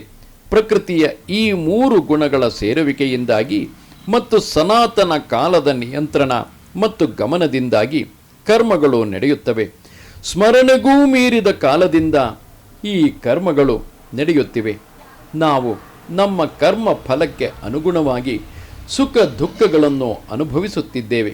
ಉದಾಹರಣೆಗೆ, ನಾನೊಬ್ಬ ವ್ಯವಹಾರ ಉದ್ಯಮಿಯಾಗಿದ್ದು ಬುದ್ಧಿವಂತನಾಗಿ ಬಹಳ ಕಷ್ಟಪಟ್ಟು ಬ್ಯಾಂಕಿನಲ್ಲಿ ವಿಪುಲವಾಗಿ ಹಣವನ್ನು ಇಟ್ಟುಕೊಂಡಿದ್ದೇನೆ ಎಂದುಕೊಳ್ಳೋಣ. ಆಗ ನಾನು ಸುಖಿ. ನಾನು ವ್ಯಾಪಾರದಲ್ಲಿ ಹಣವನ್ನೆಲ್ಲ ಕಳೆದುಕೊಂಡೇ ಎಂದು ಭಾವಿಸೋಣ. ಆಗ ನಾನು ದುಃಖಿ. ಇದೇ ರೀತಿಯಲ್ಲಿ ಬದುಕಿನ ಪ್ರತಿಯೊಂದು ಕ್ಷೇತ್ರದಲ್ಲಿ ನಮ್ಮ ಕೆಲಸದ ಫಲವಾಗಿ ಸುಖವನ್ನು ದುಃಖವನ್ನು ಅನುಭವಿಸುತ್ತೇವೆ. ಇದಕ್ಕೆ ಕರ್ಮ ಎಂದು ಹೆಸರು.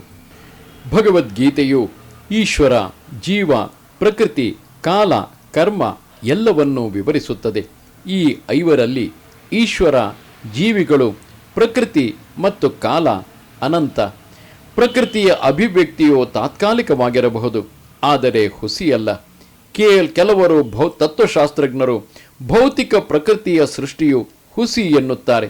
ಆದರೆ ಭಗವದ್ಗೀತೆಯ ಸಿದ್ಧಾಂತದಂತೆ ಅಥವಾ ವೈಷ್ಣವ ಸಿದ್ಧಾಂತದಂತೆ ಇದು ಸರಿಯಲ್ಲ. ಜಗತ್ತಿನ ಅಭಿವ್ಯಕ್ತಿ ಹುಸಿ ಎಂದು ಅದು ಒಪ್ಪುವುದಿಲ್ಲ. ಅದು ವಾಸ್ತವ, ಆದರೆ ಅಶಾಶ್ವತ. ಅದನ್ನು ಆಕಾಶದಲ್ಲಿ ಸಾಗಿ ಹೋಗುವ ಮೋಡಕ್ಕೆ ಅಥವಾ ಬೆಳೆಗೆ ವರವಾದ ಮಳೆಗೆ ಹೋಲಿಸಿದೆ. ಮಳೆಗಾಲ ಮುಗಿಯುತ್ತಲೇ ಮೋಡ ಹೊರಟು ಹೋಗುತ್ತಲೇ ಮಳೆಯು ಪೋಷಿಸಿದ ಬೆಳೆ ಎಲ್ಲ ಒಣಗುತ್ತದೆ. ಅದೇ ರೀತಿಯಲ್ಲಿ ಭೌತಿಕ ಸೃಷ್ಟಿಯು ಒಂದು ವಿಶಿಷ್ಟ ಅವಧಿಯಲ್ಲಿ ಆಗುತ್ತದೆ. ಸ್ವಲ್ಪ ಕಾಲ ಇರುತ್ತದೆ, ಅನಂತರ ಮಾಯವಾಗುತ್ತದೆ. ಇದು ಪ್ರಕೃತಿಯ ಕಾರ್ಯದ ರೀತಿ. ಈ ಚಕ್ರವು ನಿರಂತರವಾಗಿ ಸಾಗುತ್ತದೆ. ಆದ್ದರಿಂದ ಪ್ರಕೃತಿಯು ನಿರಂತರ, ಅದು ಹುಸಿಯಲ್ಲ. ಭಗವಂತನು ಅದನ್ನು ನನ್ನ ಪ್ರಕೃತಿ ಎಂದು ಕರೆದಿದ್ದಾನೆ. ಭೌತಿಕ ಪ್ರಕೃತಿಯು ಭಗವಂತನಿಂದ ಬೇರ್ಪಟ್ಟ ಶಕ್ತಿ.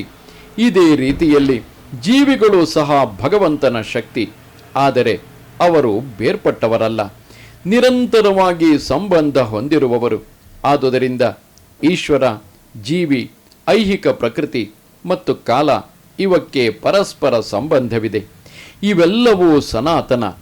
ಆದರೆ ಕರ್ಮವು ಸನಾತನವಲ್ಲ. ಕರ್ಮ ಫಲಗಳು ಬಹು ಪ್ರಾಚೀನವಾಗಿರಬಹುದು. ನೆನಪಿಗೆ ಸಿಕ್ಕದ ಪ್ರಾಚೀನ ಕಾಲದಿಂದ ನಾವು ನಮ್ಮ ಕರ್ಮ ಫಲಗಳನ್ನು ಅನುಭವಿಸುತ್ತಿದ್ದೇವೆ. ಆದರೆ ನಾವು ನಮ್ಮ ಕರ್ಮ ಫಲಗಳನ್ನು ಬದಲಾಯಿಸಬಹುದು.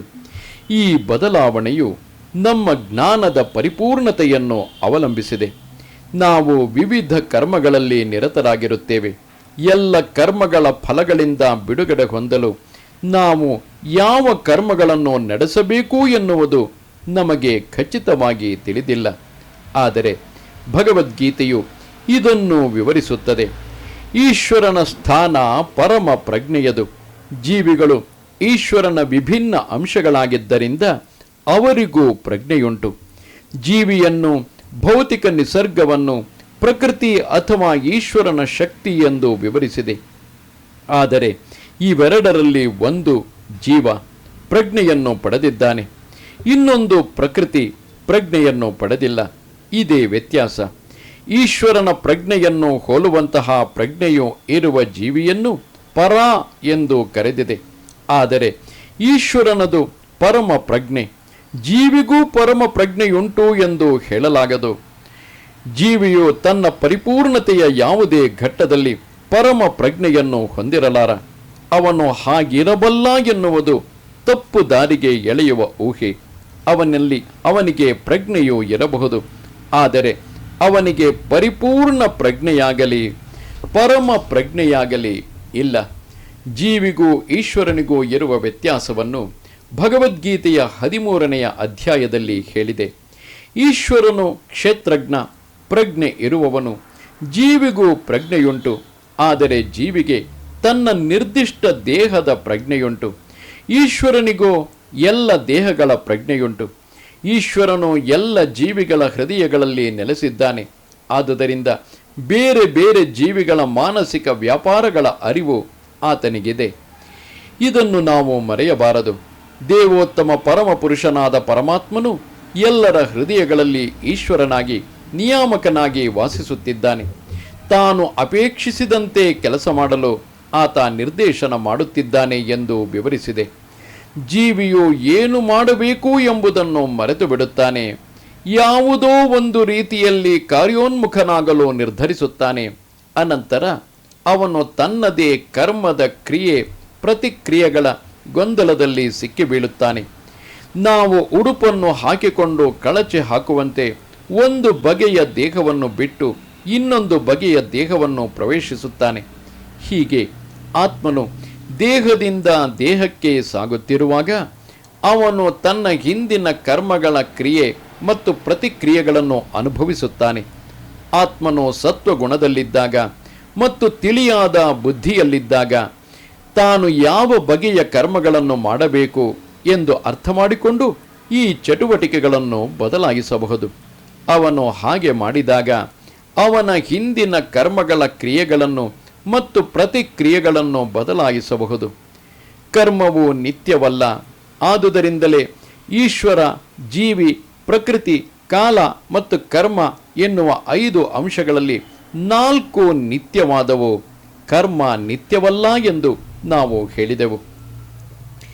ಪರಮ ಪ್ರಜ್ಞೆಯ ಈಶ್ವರನು ಜೀವಿಯನ್ನು ಈ ರೀತಿಯಲ್ಲಿ ಹೋಲುತ್ತಾನೆ. ಈಶ್ವರನ ಪ್ರಜ್ಞೆ ಮತ್ತು ಜೀವಿಯ ಪ್ರಜ್ಞೆ 2 ಅಲೌಕಿಕವಾದವು. ಜಡದೊಡನೆ ಸೇರುವುದರಿಂದ ಪ್ರಜ್ಞೆಯು ಹುಟ್ಟುತ್ತದೆ ಎಂದೇನೂ ಅಲ್ಲ. ಇದೊಂದು ತಪ್ಪು ಭಾವನೆ. ಕೆಲವೊಂದು ಸನ್ನಿವೇಶಗಳಲ್ಲಿ ಭೌತಿಕ ಸಂಯೋಜನೆಯಿಂದ ಪ್ರಜ್ಞೆಯು ಉತ್ಪತ್ತಿಯಾಗುತ್ತದೆ ಎನ್ನುವ ಊಹೆಯನ್ನು ಭಗವದ್ಗೀತೆಯು ಒಪ್ಪುವುದಿಲ್ಲ. ಬಣ್ಣದ ಗಾಜಿನಲ್ಲಿ ಬೆಳಕು ಪ್ರತಿಫಲಿತವಾದಾಗ ಅದಕ್ಕೆ ಯಾವುದೋ ಬಣ್ಣವಿದ್ದಂತೆ ತೋರಬಹುದು. ಹಾಗೆಯೇ ಪ್ರಜ್ಞೆಯು ಭೌತಿಕ ಸನ್ನಿವೇಶಗಳ ಆಚ್ಛಾದನೆಯಿಂದ ವಿಕೃತವಾಗಿ ಪ್ರತಿಫಲಿತವಾಗಬಹುದು. ಆದರೆ ಈಶ್ವರನ ಪ್ರಜ್ಞೆಯು ಭೌತಿಕ ಪ್ರಭಾವಕ್ಕೆ ಒಳಗಾಗುವುದಿಲ್ಲ. ಶ್ರೀಕೃಷ್ಣನು ಮಯಾಧ್ಯಕ್ಷೇಣ ಪ್ರಕೃತಿ ಎಂದು ಹೇಳುತ್ತಾನೆ. ಆತನು ಐಹಿಕ ವಿಶ್ವಕ್ಕೆ ಇಳಿದು ಬಂದಾಗ ಅವನ ಪ್ರಜ್ಞೆಗೆ ಐಹಿಕ ಲೇಪವು ಉಂಟಾಗುವುದಿಲ್ಲ. ಹಾಗೆ ಲೇಪವಾಗುವುದಾದರೆ ಆತನು ಭಗವದ್ಗೀತೆಯಲ್ಲಿ ಮಾತನಾಡುವಂತೆ ಅಲೌಕಿಕ ವಿಷಯಗಳನ್ನು ಕುರಿತು ಮಾತನಾಡಲು ಅನರ್ಹನಾಗುತ್ತಾನೆ. ಭೌತಿಕವಾಗಿ ಕಲ್ಮಶಗೊಂಡ ಪ್ರಜ್ಞೆಯಿಂದ ಬಿಡುಗಡೆ ಆಗದವನು ಅಲೌಕಿಕ ಜಗತ್ತನ್ನು ಕುರಿತು ಏನನ್ನೂ ಹೇಳಲಾರ. ಆದುದರಿಂದ ಈಶ್ವರನಿಗೆ ಭೌತಿಕ ಕಲ್ಮಶವಿಲ್ಲ. ಆದರೆ ನಮ್ಮ ಪ್ರಜ್ಞೆಗೆ ಭೌತಿಕ ಕಲ್ಮಶ ಉಂಟಾಗಿದೆ. ಭೌತಿಕ ಕಲ್ಮಶವಿರುವ ಈ ಪ್ರಜ್ಞೆಯನ್ನು ನಾವು ಪರಿಶುದ್ಧಗೊಳಿಸಬೇಕು ಎಂದು ಭಗವದ್ಗೀತೆಯು ಉಪದೇಶಿಸುತ್ತದೆ. ಪರಿಶುದ್ಧ ಪ್ರಜ್ಞೆಯಲ್ಲಿ ನಮ್ಮ ಕಾರ್ಯಗಳು ಈಶ್ವರ ಸಂಕಲ್ಪಕ್ಕೆ ಸರಿಯಾಗಿ ಹೊಂದಿಕೆಯಾಗುತ್ತವೆ. ಅದರಿಂದ ನಮಗೆ ಸುಖವಾಗುತ್ತದೆ ಎಂದರೆ ನಾವು ಕರ್ಮಗಳನ್ನು ಬಿಟ್ಟು ಬಿಡುತ್ತೇವೆ ಎಂದಲ್ಲ. ನಮ್ಮ ಕರ್ಮಗಳು ಪರಿಶುದ್ಧವಾಗುತ್ತವೆ ಅಷ್ಟೇ. ಪರಿಶುದ್ಧವಾದ ಕರ್ಮವನ್ನು ಭಕ್ತಿ ಎಂದು ಕರೆಯುತ್ತಾರೆ. ಭಕ್ತಿ ಸ್ಥಿತಿಯಲ್ಲಿನ ಕರ್ಮಗಳು ಸಾಧಾರಣ ಕರ್ಮಗಳಂತೆಯೇ ತೋರುತ್ತವೆ, ಆದರೆ ಅವು ಕಲ್ಮಶರಹಿತವಾಗಿರುತ್ತವೆ. ಭಕ್ತನು ಸಾಮಾನ್ಯ ಮನುಷ್ಯನಂತೆಯೇ ಕರ್ಮ ಮಾಡುತ್ತಾನೆ ಅಥವಾ ಕೆಲಸ ಮಾಡುತ್ತಾನೆ ಎಂದು ಅಜ್ಞಾನಿಯಾದವನಿಗೆ ತೋರಬಹುದು. ಆದರೆ ಹೆಚ್ಚು ತಿಳುವಳಿಕೆ ಇಲ್ಲದ ಅವನಿಗೆ ಭಕ್ತನ ಕ್ರಿಯೆಗಳಾಗಲಿ ಈಶ್ವರನ ಕ್ರಿಯೆಗಳಾಗಲಿ ಅಶುದ್ಧ ಪ್ರಜ್ಞೆಯಿಂದ ಅಥವಾ ಜಡದ ಸಂಪರ್ಕದಿಂದ ಕಲುಷಿತವಾಗಿಲ್ಲ ಎಂದು ಗೊತ್ತಾಗುವುದಿಲ್ಲ. ಅವು ಪ್ರಕೃತಿಯ 3 ಗುಣಗಳನ್ನು ಮೀರಿದವು. ಹೀಗಿರುವಂತೆ ನಮ್ಮ ಪ್ರಜ್ಞೆಯು ಕಲುಷಿತಗೊಂಡಿದೆ ಎನ್ನುವುದನ್ನು ನಾವು ತಿಳಿಯಬೇಕು. ಭೌತಿಕ ಕಲ್ಮಶವಿರುವಾಗ ನಾವು ಬದ್ಧರೂ ಎನಿಸಿಕೊಳ್ಳುತ್ತೇವೆ. ನಾವು ಭೌತಿಕ ಪ್ರಕೃತಿಯ ಸೃಷ್ಟಿ ಎಂಬ ಭಾವನೆಯಿಂದ ಮಿಥ್ಯಾ ಪ್ರಜ್ಞೆಯನ್ನು ತೋರುತ್ತೇವೆ. ಇದಕ್ಕೆ ಮಿಥ್ಯಾಹಂಕಾರ ಎಂದು ಹೆಸರು.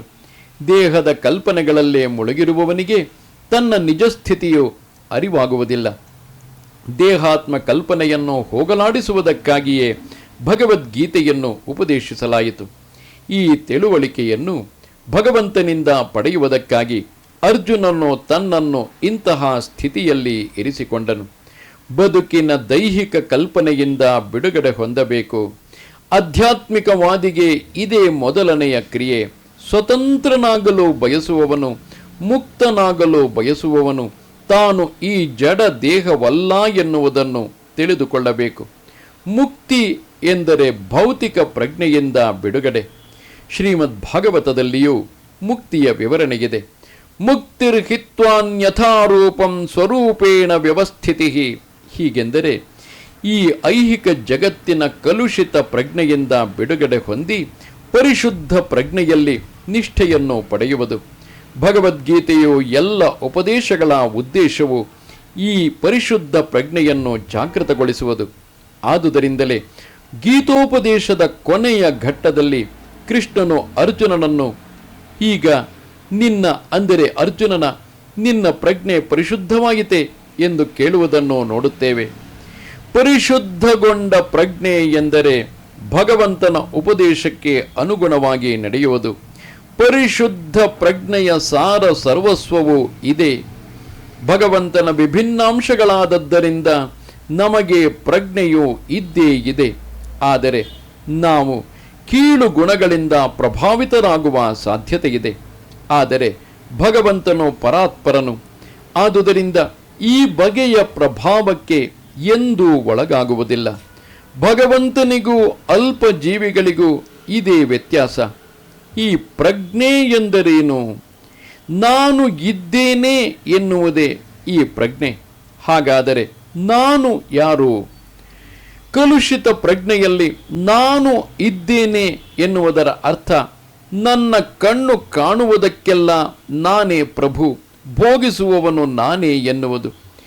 ಪ್ರತಿಯೊಂದು ಜೀವಿಯು ತಾನೇ ಐಹಿಕ ಜಗತ್ತಿನ ಒಡೆಯ ಮತ್ತು ಸೃಷ್ಟಿಕರ್ತ ಎಂದು ಭಾವಿಸುತ್ತಾನೆ. ಅದರಿಂದಲೇ ಜಗತ್ತು ಸಾಗುತ್ತದೆ. ಭೌತಿಕ ಪ್ರಜ್ಞೆಗೆ 2 ಮಾನಸಿಕ ಭಾಗಗಳುಂಟು. ಒಂದು ನಾನೇ ಸೃಷ್ಟಿಕರ್ತ ಎನ್ನುವುದು, ಮತ್ತೊಂದು ನಾನೇ ಭೋಗಿಸುವವನು ಎನ್ನುವುದು. ಆದರೆ ವಾಸ್ತವವಾಗಿ ಸೃಷ್ಟಿಕರ್ತನೂ ಭಗವಂತನೇ ಮತ್ತು ಭೋಗಿಸುವವನು ಭಗವಂತನೇ. ಭಗವಂತನ ವಿಭಿನ್ನಾಂಶವಾದ ಜೀವಿಯು ಸೃಷ್ಟಿಕರ್ತನೂ ಅಲ್ಲ, ಭೋಗಿಸುವವನೂ ಅಲ್ಲ. ಅವನು ಸಹಕರಿಸುವವನು ಮಾತ್ರ. ಅವನು ಸೃಷ್ಟಿಯಾಗಿದ್ದಾನೆ ಮತ್ತು ಭೋಗಿಸಲ್ಪಡುತ್ತಾನೆ. ಉದಾಹರಣೆಗೆ, ಒಂದು ಯಂತ್ರದ ಭಾಗವು ಇಡೀ ಯಂತ್ರದೊಂದಿಗೆ ಸಹಕರಿಸುತ್ತದೆ. ದೇಹದ ಒಂದು ಭಾಗವು ಇಡೀ ದೇಹದೊಂದಿಗೆ ಸಹಕರಿಸುತ್ತದೆ. ಕೈಗಳು, ಕಾಲುಗಳು, ಕಣ್ಣುಗಳು ಮೊದಲಾದವೆಲ್ಲ ದೇಹದ ಭಾಗಗಳು. ಆದರೆ ಅವು ವಾಸ್ತವಿಕವಾಗಿ ಭೋಗಿಸುವುದಿಲ್ಲ. ಭೋಗಿಸುವುದು ಹೊಟ್ಟೆ. ಕಾಲುಗಳು ಚಲಿಸುತ್ತವೆ, ಕೈಗಳು ಆಹಾರವನ್ನು ತೆಗೆದುಕೊಡುತ್ತವೆ, ಹಲ್ಲುಗಳು ಅಗಿಯುತ್ತವೆ. ದೇಹದ ಎಲ್ಲ ಭಾಗಗಳು ಹೊಟ್ಟೆಯನ್ನು ತೃಪ್ತಿಪಡಿಸುವುದರಲ್ಲಿ ನಿರತವಾಗಿವೆ. ಇದಕ್ಕೆ ಕಾರಣ ದೇಹದ ವ್ಯವಸ್ಥೆಗೆ ಪುಷ್ಟಿ ನೀಡುವ ಮುಖ್ಯ ಭಾಗ ಹೊಟ್ಟೆಯೇ. ಆದುದರಿಂದ ಎಲ್ಲವೂ ಹೋಗುವುದು ಹೊಟ್ಟೆಗೆ. ಮರವನ್ನು ಪೋಷಿಸಲು ಬೇರುಗಳಿಗೆ ನೀರೆರೆಯುತ್ತೇವೆ. ದೇಹವನ್ನು ಪೋಷಿಸಲು ಹೊಟ್ಟೆಗೆ ಆಹಾರವನ್ನು ಕೊಡುತ್ತೇವೆ. ಏಕೆಂದರೆ ದೇಹವು ಆರೋಗ್ಯವಾಗಿರಬೇಕಾದರೆ ದೇಹದ ಭಾಗಗಳು ಹೊಟ್ಟೆಗೆ ಆಹಾರ ನೀಡಲು ಸಹಕರಿಸಬೇಕು. ಹಾಗೆಯೇ ಭೋಗಿಸುವವನು ಸೃಷ್ಟಿಕರ್ತನು ಭಗವಂತನೇ. ಅಧೀನ ಜೀವಿಗಳಾದ ನಾವು ಇರುವುದೇ ಆತನ ಸಂತೃಪ್ತಿಗಾಗಿ, ಪರಸ್ಪರ ಸಹಕರಿಸಿ ಕೆಲಸ ಮಾಡುವುದಕ್ಕಾಗಿ. ಹೊಟ್ಟೆಯು ತೆಗೆದುಕೊಂಡ ಆಹಾರವು ದೇಹದ ಇತರ ಎಲ್ಲ ಭಾಗಗಳಿಗೆ ನೆರವಾಗುವಂತೆ ಈ ಸಹಕಾರವು ವಾಸ್ತವವಾಗಿ ನಮಗೆ ಸಹಾಯ ಮಾಡುತ್ತದೆ. ಕೈ ಬೆರಳುಗಳು ಆಹಾರವನ್ನು ಹೊಟ್ಟೆಗೆ ಕೊಡದೆ ತಾವೇ ತೆಗೆದುಕೊಳ್ಳಬೇಕೆಂದು ಯೋಚಿಸಿದರೆ ಅವಕ್ಕೆ ಸೋಲಾಗುತ್ತದೆ. ಸೃಷ್ಟಿ ಮತ್ತು ಭೋಗಿಸುವುದು ಎರಡಕ್ಕೂ ಭಗವಂತನೇ ಕೇಂದ್ರ. ಜೀವಿಗಳು ಸಹಕರಿಸುತ್ತಾರೆ. ಸಹಕಾರದಿಂದ ಜೀವಿಗಳಿಗೆ ಸವಿಯಲು ಸಾಧ್ಯವಾಗುತ್ತದೆ. ಈ ಸಂಬಂಧವು ಒಡೆಯ ಸೇವಕರ ಸಂಬಂಧದಂತೆಯೇ ಒಡೆಯ ಹಾಗೂ ಸೇವಕರ ಸಂಬಂಧದಂತೆಯೂ ಹೌದು. ಒಡೆಯನಿಗೆ ತೃಪ್ತಿಯಾದರೆ ಸೇವಕನಿಗೆ ತೃಪ್ತಿಯಾಗುತ್ತದೆ. ವ್ಯಕ್ತವಾದ ವಿಶ್ವವನ್ನು ಸೃಷ್ಟಿಸಿದ ಭಗವಂತನಲ್ಲಿ ಸೃಷ್ಟಿಸುವ ಪ್ರವೃತ್ತಿ ಮತ್ತು ಸವಿಯುವ ಪ್ರವೃತ್ತಿ ಎರಡೂ ಇರುತ್ತವೆ. ಆದುದರಿಂದ ಈ ಐಹಿಕ ಜಗತ್ತನ್ನು ಸೃಷ್ಟಿಸುವ ಮತ್ತು ಸವಿಯುವ ಪ್ರವೃತ್ತಿಗಳು ಜೀವಿಯಲ್ಲಿಯೂ ಇರುತ್ತವೆ. ಆದರೂ ಭಗವಂತನಿಗೆ ತೃಪ್ತಿಯಾಗಬೇಕು.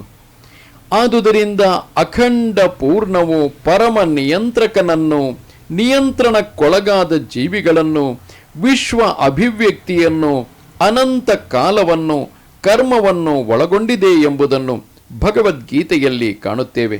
ಅದರಲ್ಲಿ ಇವೆಲ್ಲವನ್ನು ವಿವರಿಸಿದೆ. ಇವೆಲ್ಲವೂ ಸೇರಿ ಅಖಂಡ ಪೂರ್ಣವಾಗುತ್ತದೆ. ಈ ಅಖಂಡ ಪೂರ್ಣವನ್ನು ಪರಮ ಸತ್ಯ ಎಂದು ಕರೆಯುತ್ತಾರೆ. ದೇವೋತ್ತಮ ಪುರುಷನಾದ ಶ್ರೀಕೃಷ್ಣನೇ ಅಖಂಡ ಪೂರ್ಣವೂ ಪರಮ ಸತ್ಯವೂ ಆಗಿದ್ದಾನೆ. ಅಭಿವ್ಯಕ್ತಿಗಳು ಅವನ ವಿವಿಧ ಶಕ್ತಿಗಳಿಂದ ಆಗಿವೆ. ಅವನೇ ಪರಿಪೂರ್ಣ ಅಖಂಡನಾಗಿದ್ದಾನೆ. ನಿರಾಕಾರ ಬ್ರಹ್ಮನ್ ಪೂರ್ಣ ಪರಮ ಪುರುಷನಿಗೆ ಅಧೀನ. ಬ್ರಹ್ಮಣೋ ಹಿ ಪ್ರತಿಷ್ಠಾಹಂ ಎಂದು ಗೀತೆಯು ವಿವರಿಸುತ್ತದೆ. ಬ್ರಹ್ಮಸೂತ್ರವು ಬ್ರಹ್ಮನು ಸೂರ್ಯ ಕಿರಣಗಳಂತೆ ಎಂದು ಸ್ಪಷ್ಟವಾಗಿ ಹೇಳುತ್ತದೆ. ನಿರಾಕಾರ ಬ್ರಹ್ಮನ್ ಪರಿಪೂರ್ಣ ಅಖಂಡದ ಅಸಂಪೂರ್ಣ ಸಾಕ್ಷಾತ್ಕಾರ. ಪರಮಾತ್ಮ ಪರಿಕಲ್ಪನೆಯು ಹೀಗೆಯೇ. ದೇವೋತ್ತಮ ಪರಮಪುರುಷನಾದ ಪುರುಷೋತ್ತಮನು ನಿರಾಕಾರ ಬ್ರಹ್ಮನನ್ನು ಪರಮಾತ್ಮನ ಅಸಂಪೂರ್ಣ ಸಾಕ್ಷಾತ್ಕಾರವನ್ನು ಮೀರಿದವನು ಎನ್ನುವುದನ್ನು 15ನೆಯ ಅಧ್ಯಾಯದಲ್ಲಿ ಕಾಣುತ್ತೇವೆ. ದೇವೋತ್ತಮ ಪರಮ ಪುರುಷನನ್ನು ಸಚ್ಚಿದಾನಂದ ವಿಗ್ರಹ ಎಂದು ಕರೆಯಲಾಗಿದೆ.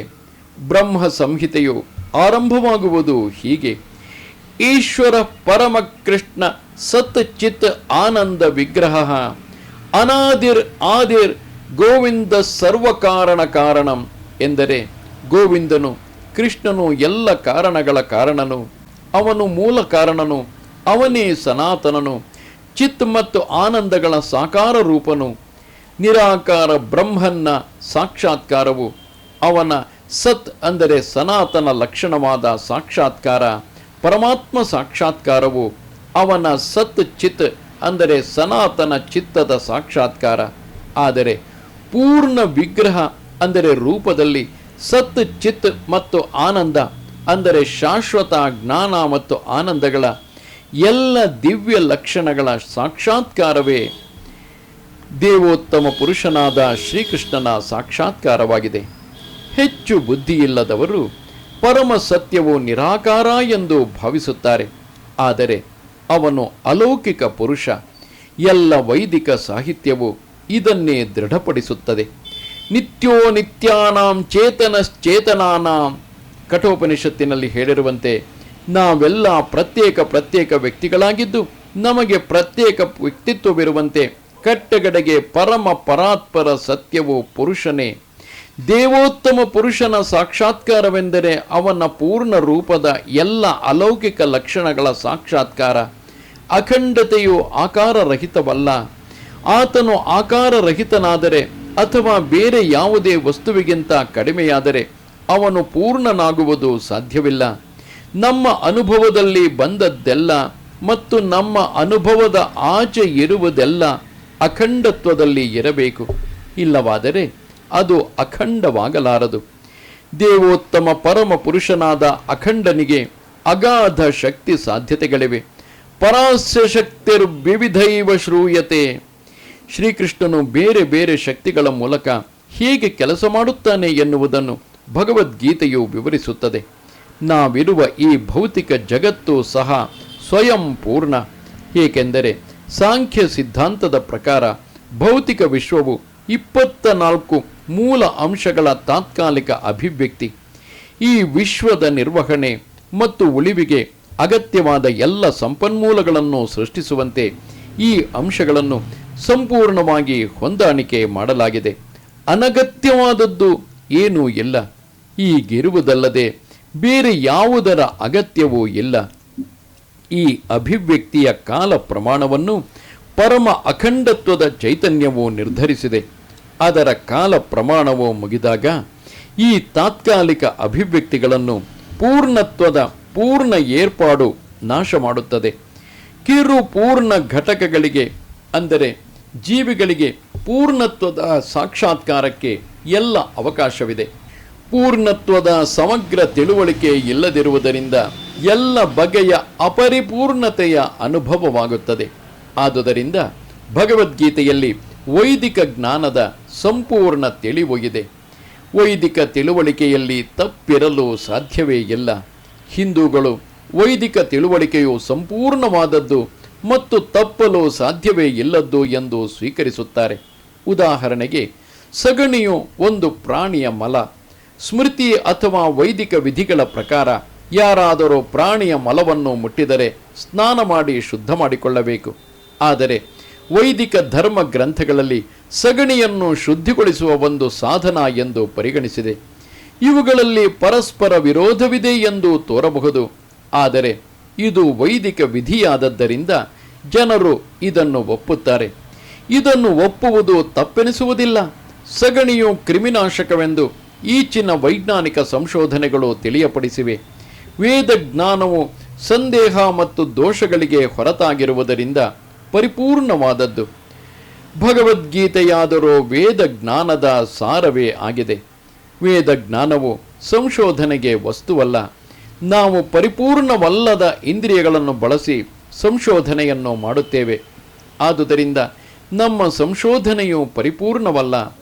ಭಗವದ್ಗೀತೆಯು ಹೇಳುವಂತೆ ಪರಂಪರೆಯಿಂದ ನಮಗೆ ಬರುವ ಪರಿಪೂರ್ಣ ಜ್ಞಾನವನ್ನು ನಾವು ಸ್ವೀಕರಿಸಬೇಕು.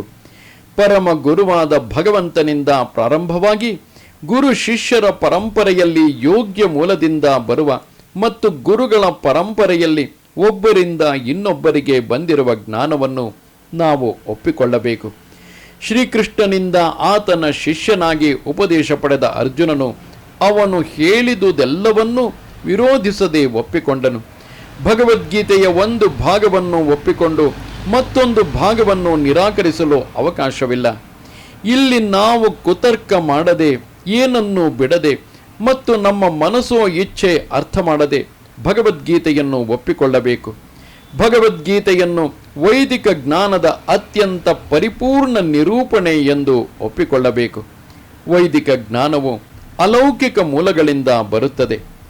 ಇದರ ಪ್ರಾರಂಭದ ವಾಕ್ಯಗಳನ್ನು ಭಗವಂತನೇ ಆಡಿದ್ದಾನೆ. ಭಗವಂತನ ಮಾತುಗಳಿಗೆ ಅಪೌರುಷೇಯ ಎಂದು ಹೆಸರು. ಹೀಗೆಂದರೆ ಈ ಮಾತುಗಳು 4 ದೋಷಗಳಿಂದ ಕೂಡಿದ ಇಹಲೋಕದ ವ್ಯಕ್ತಿಯ ಮಾತುಗಳಿಂದ ಭಿನ್ನವಾದವು ಎಂದು ಅರ್ಥ.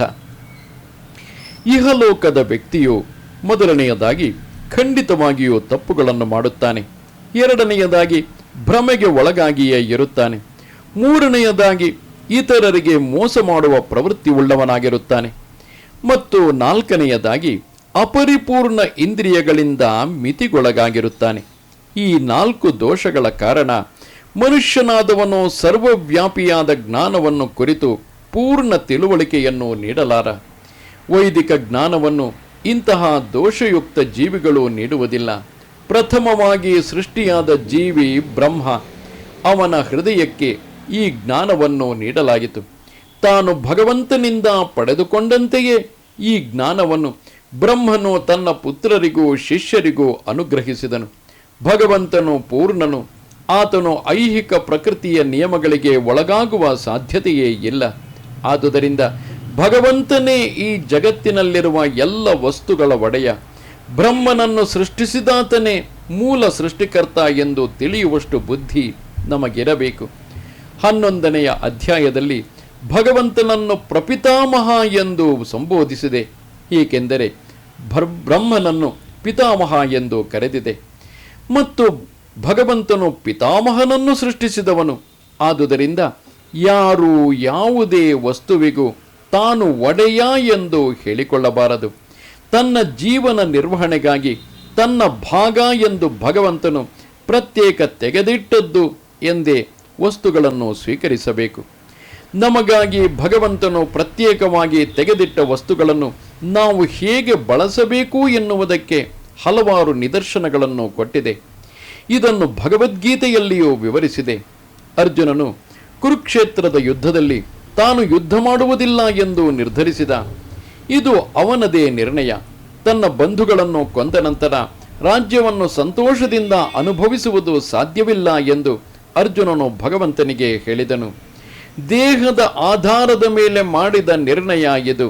ಏಕೆಂದರೆ ಅರ್ಜುನನು ದೇಹವೇ ನಾನು, ನನ್ನ ಸೋದರರು, ಸೋದರಳಿಯಂದಿರು, ಭಾವಂದಿರು, ಅಜ್ಜಂದಿರು ಮೊದಲಾದವರೆಲ್ಲ ತನ್ನ ರಕ್ತ ಸಂಬಂಧಿಗಳು ಅಥವಾ ತನ್ನ ದೇಹದ ವಿಸ್ತರಣೆಗಳು ಎಂದು ಭಾವಿಸಿದ್ದ. ಆದುದರಿಂದ ಆತನು ತನ್ನ ದೇಹದ ಬೇಡಿಕೆಗಳನ್ನು ಈಡೇರಿಸಲು ಬಯಸಿದ. ಈ ಅಭಿಪ್ರಾಯವನ್ನು ಬದಲಾಯಿಸುವುದಕ್ಕಾಗಿಯೇ ಭಗವಂತನು ಭಗವದ್ಗೀತೆಯಲ್ಲಿ ನುಡಿದ. ಕಡೆಯಲ್ಲಿ ಅರ್ಜುನನು ಕರಿಷ್ಯೇ ವಚನಂ ತವ, ನಾನು ನಿನ್ನ ಮಾತಿನಂತೆ ನಡೆಯುತ್ತೇನೆ ಎಂದು ಹೇಳಿ ಭಗವಂತನ ಆದೇಶಕ್ಕೆ ಅನುಗುಣವಾಗಿ ಯುದ್ಧ ಮಾಡಲು ತೀರ್ಮಾನಿಸಿದ. ಮನುಷ್ಯರು ಈ ಜಗತ್ತಿನಲ್ಲಿರುವುದು ಬೆಕ್ಕು ನಾಯಿಗಳಂತೆ ಜಗಳವಾಡುವುದಕ್ಕಲ್ಲ. ಮನುಷ್ಯನಾದವನು ತನ್ನ ಬದುಕಿನ ಗುರಿಯನ್ನು ಅರ್ಥ ಮಾಡಿಕೊಳ್ಳಬೇಕು. ಎಲ್ಲ ವೈದಿಕ ಸಾಹಿತ್ಯದಲ್ಲಿ ಈ ದಿಗ್ದರ್ಶನವಿದೆ ಮತ್ತು ಭಗವದ್ಗೀತೆಯಲ್ಲಿ ಇದರ ತಿರುಳನ್ನು ಕೊಟ್ಟಿದೆ. ವೈದಿಕ ಸಾಹಿತ್ಯವು ಮನುಷ್ಯರಿಗಾಗಿ ಉದ್ದಿಷ್ಟವಾಗಿದೆ, ಪ್ರಾಣಿಗಳಿಗಾಗಿ ಅಲ್ಲ. ಪ್ರಾಣಿಗಳು ಇತರ ಪ್ರಾಣಿಗಳನ್ನು ಕೊಲ್ಲಬಹುದು, ಇದರಲ್ಲಿ ಪಾಪದ ಪ್ರಶ್ನೆಯೇ ಇಲ್ಲ. ಆದರೆ ಮನುಷ್ಯನೊಬ್ಬನು ತನ್ನ ನಾಲಿಗೆಯ ರುಚಿಯನ್ನು ಅಂಕೆಯಲ್ಲಿಡದೆ ಅದರ ತೃಪ್ತಿಗಾಗಿ ಒಂದು ಪ್ರಾಣಿಯನ್ನು ಕೊಂದರೆ ಅವನು ನಿಸರ್ಗದ ನಿಯಮಗಳನ್ನು ಮುರಿದುದಕ್ಕಾಗಿ ಹೊಣೆಯಾಗುತ್ತಾನೆ. ಭಗವದ್ಗೀತೆಯಲ್ಲಿ ಪ್ರಕೃತಿಯಲ್ಲಿ 3 ಗುಣಗಳು, ಇವು ಸತ್ವ, ರಜಸ್ಸು ಮತ್ತು ತಮಸ್ಸು. ಇವುಗಳಿಗೆ ಅನುಗುಣವಾಗಿ ಕಾರ್ಯಗಳಲ್ಲಿಯೂ 3 ವಿಧ ಎಂದು ಹೇಳಿದೆ. ಹೀಗೆಯೇ ಆಹಾರದಲ್ಲಿಯೂ ಸಹ 3 ರೀತಿಗಳು: ಸಾತ್ವಿಕ ಆಹಾರ, ರಾಜಸ ಆಹಾರ ಮತ್ತು ತಾಮಸ ಆಹಾರ. ಇದೆಲ್ಲವನ್ನು ಸ್ಪಷ್ಟವಾಗಿ ವರ್ಣಿಸಿದೆ. ಭಗವದ್ಗೀತೆಯ ಆದೇಶಗಳನ್ನು ನಾವು ಯೋಗ್ಯ ರೀತಿಯಲ್ಲಿ ಬಳಸಿಕೊಂಡರೆ ನಮ್ಮ ಇಡೀ ಬದುಕು ಪರಿಶುದ್ಧವಾಗುತ್ತದೆ. ಕಟ್ಟ ಕಡೆಗೆ ನಾವು ಭೌತಿಕ ಆಕಾಶದ ಆಚೆ ಇರುವ ನಮ್ಮ ಗುರಿಯನ್ನು ಸೇರಲು ಶಕ್ತರಾಗುತ್ತೇವೆ. ಯದ್ಗತ್ವಾ ನಿವರ್ತಂತೆ ತದ್ ಧಾಮ ಪರಮಂ ಪಮಮ. ಈ ಗುರಿಯನ್ನು ಸನಾತನ ಆಕಾಶ ಎಂದು ಕರೆದಿದೆ. ಇದು ಸನಾತನ ಆಧ್ಯಾತ್ಮಿಕ ಆಕಾಶ. ನಮ್ಮ ಐಹಿಕ ಜಗತ್ತಿನಲ್ಲಿ ಎಲ್ಲವೂ ನಶ್ವರ ಎಂದು ಕಂಡುಕೊಳ್ಳುತ್ತೇವೆ. ಯಾವುದೇ ವಸ್ತು ಹುಟ್ಟುತ್ತದೆ, ಸ್ವಲ್ಪ ಕಾಲ ಇರುತ್ತದೆ, ಕೆಲವು ಉಪವಸ್ತುಗಳನ್ನು ಸೃಷ್ಟಿ ಮಾಡುತ್ತದೆ, ಕ್ಷಯಿಸುತ್ತದೆ, ಅನಂತರ ಮಾಯವಾಗುತ್ತದೆ. ಇದು ಇಹ ಜಗತ್ತಿನ ನಿಯಮ. ಆದರೆ ಈ ನಶ್ವರ ಜಗತ್ತಿನ ಆಚೆ ಬೇರೊಂದು ಜಗತ್ತಿದೆ. ನಮಗೆ ಅದರ ವಿಷಯ ತಿಳಿದಿದೆ. ಅದು ಬೇರೊಂದು ಸ್ವಭಾವದ ಜಗತ್ತು. ಅದು ಸನಾತನ, ಎಂದೆಂದಿಗೂ ಇರುವಂತಹುದು. 11ನೆಯ ಅಧ್ಯಾಯದಲ್ಲಿ ಜೀವಿಯನ್ನು ಸನಾತನ, ಎಂದೆಂದಿಗೂ ಇರುವಂತಹುದು ಎಂದು ವರ್ಣಿಸಿದೆ. ಭಗವಂತನನ್ನು ಸನಾತನ ಎಂದು ವರ್ಣಿಸಿದೆ. ಭಗವಂತನೊಡನೆ ನಮಗೆ ನಿಕಟ ಬಾಂಧವ್ಯವಿದೆ. ನಾವೆಲ್ಲ ಗುಣಾತ್ಮಕವಾಗಿ ಒಂದೇ ಆದದ್ದರಿಂದ ಸನಾತನ ಧಾಮ, ಸನಾತನ ಪರಮ ಪುರುಷ, ಸನಾತನ ಜೀವಿಗಳು. ಭಗವದ್ಗೀತೆಯ ಸಂಪೂರ್ಣ ಉದ್ದೇಶವೇ ನಮ್ಮ ಸನಾತನ ಧರ್ಮವನ್ನು, ಜೀವನದ ನಿರಂತರ ಕರ್ತವ್ಯವನ್ನು ಮರಳಿ ತಂದುಕೊಡುವುದು. ನಾವು ತಾತ್ಕಾಲಿಕವಾಗಿ ಬೇರೆ ಕ್ರಿಯೆಗಳಲ್ಲಿ ನಿರತರಾಗಿರುತ್ತೇವೆ. ಆದರೆ ಈ ತಾತ್ಕಾಲಿಕ ಕ್ರಿಯೆಗಳನ್ನು ಬಿಟ್ಟು ಭಗವಂತನು ಆದೇಶಿಸಿದ ಕಾರ್ಯಗಳಲ್ಲಿ ನಿರತರಾದಾಗ ಈ ಎಲ್ಲ ಚಟುವಟಿಕೆಗಳನ್ನು ಪರಿಶುದ್ಧಗೊಳಿಸಬಹುದು.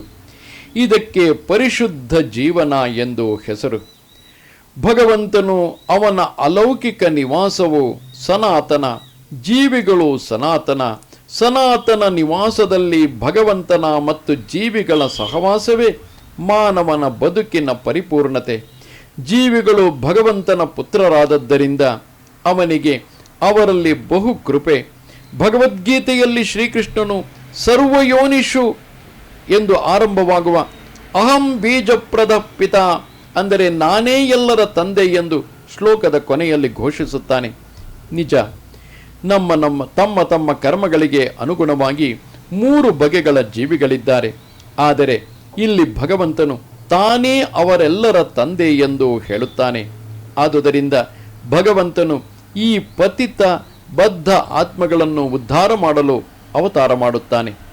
ಈ ಸನಾತನ ಜೀವಿಗಳು ಭಗವಂತನೊಡನೆ ನಿರಂತರ ಸಹವಾಸಕ್ಕಾಗಿ ತಮ್ಮ ಸನಾತನ ಸ್ಥಾನಗಳನ್ನು ಪಡೆದುಕೊಳ್ಳಬೇಕು. ಹೀಗೆ ಅವರನ್ನು ಸನಾತನ ಆಕಾಶಕ್ಕೆ ಹಿಂದಕ್ಕೆ ಕರೆದುಕೊಳ್ಳಲು ಭಗವಂತನು ಅವತರಿಸುತ್ತಾನೆ. ಬದ್ಧ ಆತ್ಮಗಳ ಉದ್ಧಾರಕ್ಕಾಗಿ ಭಗವಂತನೇ ಬೇರೆ ಬೇರೆ ಅವತಾರಗಳನ್ನು ಎತ್ತುತ್ತಾನೆ. ಅಥವಾ ತನ್ನ ಆಪ್ತ ಸೇವಕರನ್ನು ಮಕ್ಕಳಾಗಿ, ಅಥವಾ ತನ್ನ ಸಂಗಾತಿಗಳಾಗಿ, ಇಲ್ಲವೇ ಆಚಾರ್ಯರಾಗಿ ಕಳುಹಿಸುತ್ತಾನೆ. ಆದುದರಿಂದ ಸನಾತನ ಧರ್ಮ ಎಂದರೆ ಯಾವುದೊಂದು ಧರ್ಮದ ಪಂಥದ ಪ್ರಕ್ರಿಯೆಯಲ್ಲ.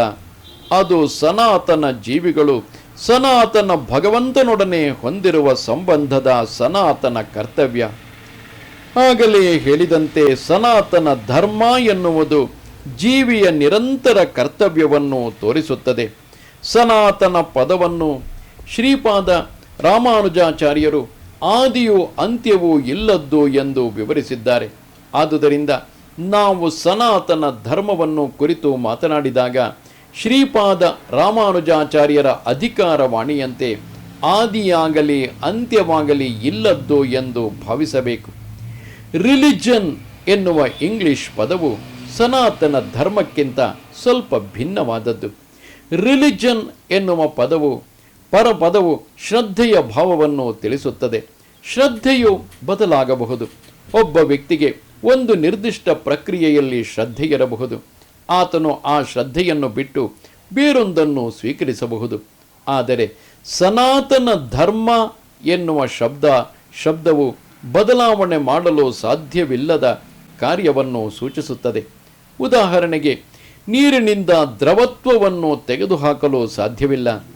ಬೆಂಕಿಯಿಂದ ಶಾಖವನ್ನು ತೆಗೆದುಹಾಕಲು ಸಾಧ್ಯವಿಲ್ಲ.